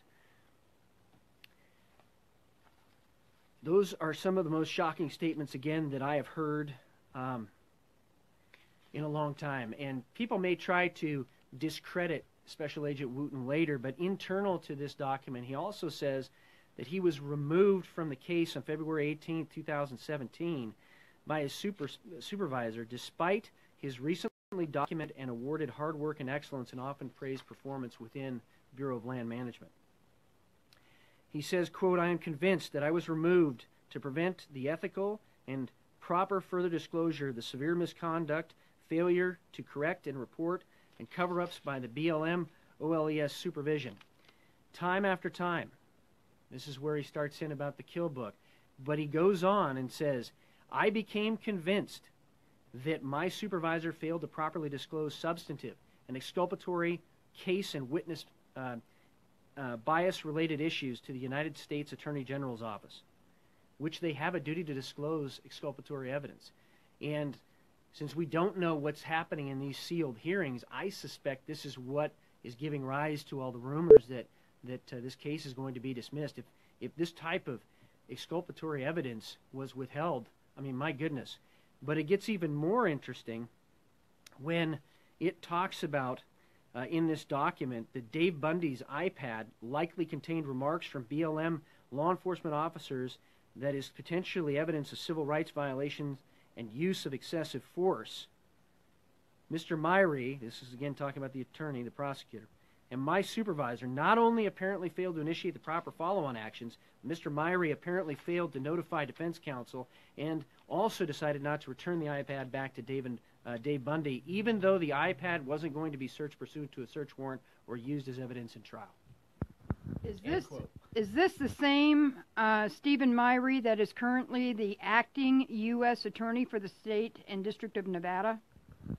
Yes, I believe so. It is. And then we get to the end of this document, and I will end with this. Now, there was this push by the government to make it seem like there were no snipers down there in Nevada. Now, when I went down there, it was very clear that there had been snipers there. People had pictures of them. There was a lot of talk about them. So I was kind of shocked when the government took the position that there were somehow not snipers down there. But Special Agent Wooten addresses that, quote, at least one school-trained federal sniper equipped with a scope magnified optic bolt-action precision rifle and another federal officer equipped with a scoped magnified optic large frame caliber, this .308, were in overwatch positions. Additionally, the investigation also indicated the possibility that the FBI and the Las Vegas Metropolitan Police Department had law enforcement snipers designated marksmen on hand for possible deployment. I want to talk about a few principles here that I have believed in and I know many Americans believe in, and that is that a sniper rifle is not due process. You know, going down there and putting sniper rifle in our country, and for those of us that have served in the United States military overseas, that is a startling statement that we had sniper rifles pointed at American citizens without any due process whatsoever. It's also startling that some of these things, and I don't know what has been talked about in these sealed hearings, but it appears that some of these things and more of these things have not been disclosed to the American people. And going back to what I originally stated with the Public Records Act intent here in Washington State, these things not only need to be disclosed to the American people, I believe we have a duty to disclose them to the American people, because this right here is the smoking gun that what so many people believed had actually gone on behind the scenes in Nevada actually did go on behind the scenes, at least according to Special Agent Wooten. And because of that, again, I am going to be taking action on this. We have, again, 435,000 BLM acres in Washington State, and in our oversight capacity in the legislature, we have to, if there is any agency, any level of government, we have taken an oath to defend the Constitution of both the United States and the Constitution of the state of Washington, and this impacts all Americans, that this behavior in a federal agency was potentially tolerated, was potentially covered up, was potentially trying to be hidden from the American people. And this, at the very least, warrants an investigation. I believe, you know, Special Agent Wooten had done this and come forward as a whistleblower because he believes in America. And if his statements in here are accurate and correct, then there needs to be people fired from the BLM and prosecuted from the BLM, and also potentially, if exculpatory evidence was withheld, potentially from the prosecutor's office, but that's for somebody else to evaluate, not me. My job is to bring this to the public and to make sure that we follow up on this with all the power that we have to ensure an accurate investigation is done at the congressional level and also by Secretary Zinke in the Department of Interior. Has Secretary Zinke been informed of any of this? Do you know? I do not know if he has been informed of any of this. I, again, suspect that he's probably going to be blindsided by this, as I was, because it's very clear as you read this document that Special Agent Wooten is saying that there was information being withheld or intentionally kept compartmentalized. So I would suspect that would mean from superiors, but I don't know. Again, that would be total speculation. But I suspect that he is going to watch this video, and I know that he has a heart for doing the right thing. So, again, the Trump administration, I have every faith and trust that they will do the right thing to bring those to justice that need to be brought to justice and to rectify this horrific situation. You said you're going to share this document. That's quite a large document. It's like 18 pages, if I remember right. That you didn't you say 18? It is, yeah. It's 17 or 18, yeah. So be sharing it online on my Facebook page, and be more than happy to make sure it gets shared over to Readout News. Absolutely. But this is going to, I think, change the way that many Americans view some of the things that we have maybe trusted for a very long time, like myself. And there's always good and bad actors in any organization, and we need to root out the bad actors, and that's what I aim to do by sending letters and making sure that Congress follows through on this and taking a look into this serious matter. Well, I certainly hope that representatives in all the western states follow your lead and get to the bottom of this, because it certainly affects everybody. Well, you certainly have some great representatives in Idaho. Congressman Raul Labrador, Representative Dorothy Moon, been doing a great job over there, and I'm going to make sure they get a hold of this as well. Thank you very much, Matt. Appreciate your diligence on this. Would you like to add any final words? I think, Thomas Jefferson hit the nail on the head that we have to be eternally vigilant if we want to remain free. And I think that holding government agents accountable that have strayed off the course is part of that eternal vigilance. Will you let us know if you get reactions from Secretary Zinke or even the Trump administration? We would dearly love to follow that one with you. Absolutely, and I would love to follow up with you again, as Readout News has been doing a great job covering this entire thing, and I want to thank you as well for all your diligence down there to bring a lot of the things that were not public to the public spotlight. We have just shared with you Representative Matt Shea and the smoking gun for the BLM. Stay tuned. You will be able to read the document yourself as soon as it is uploaded.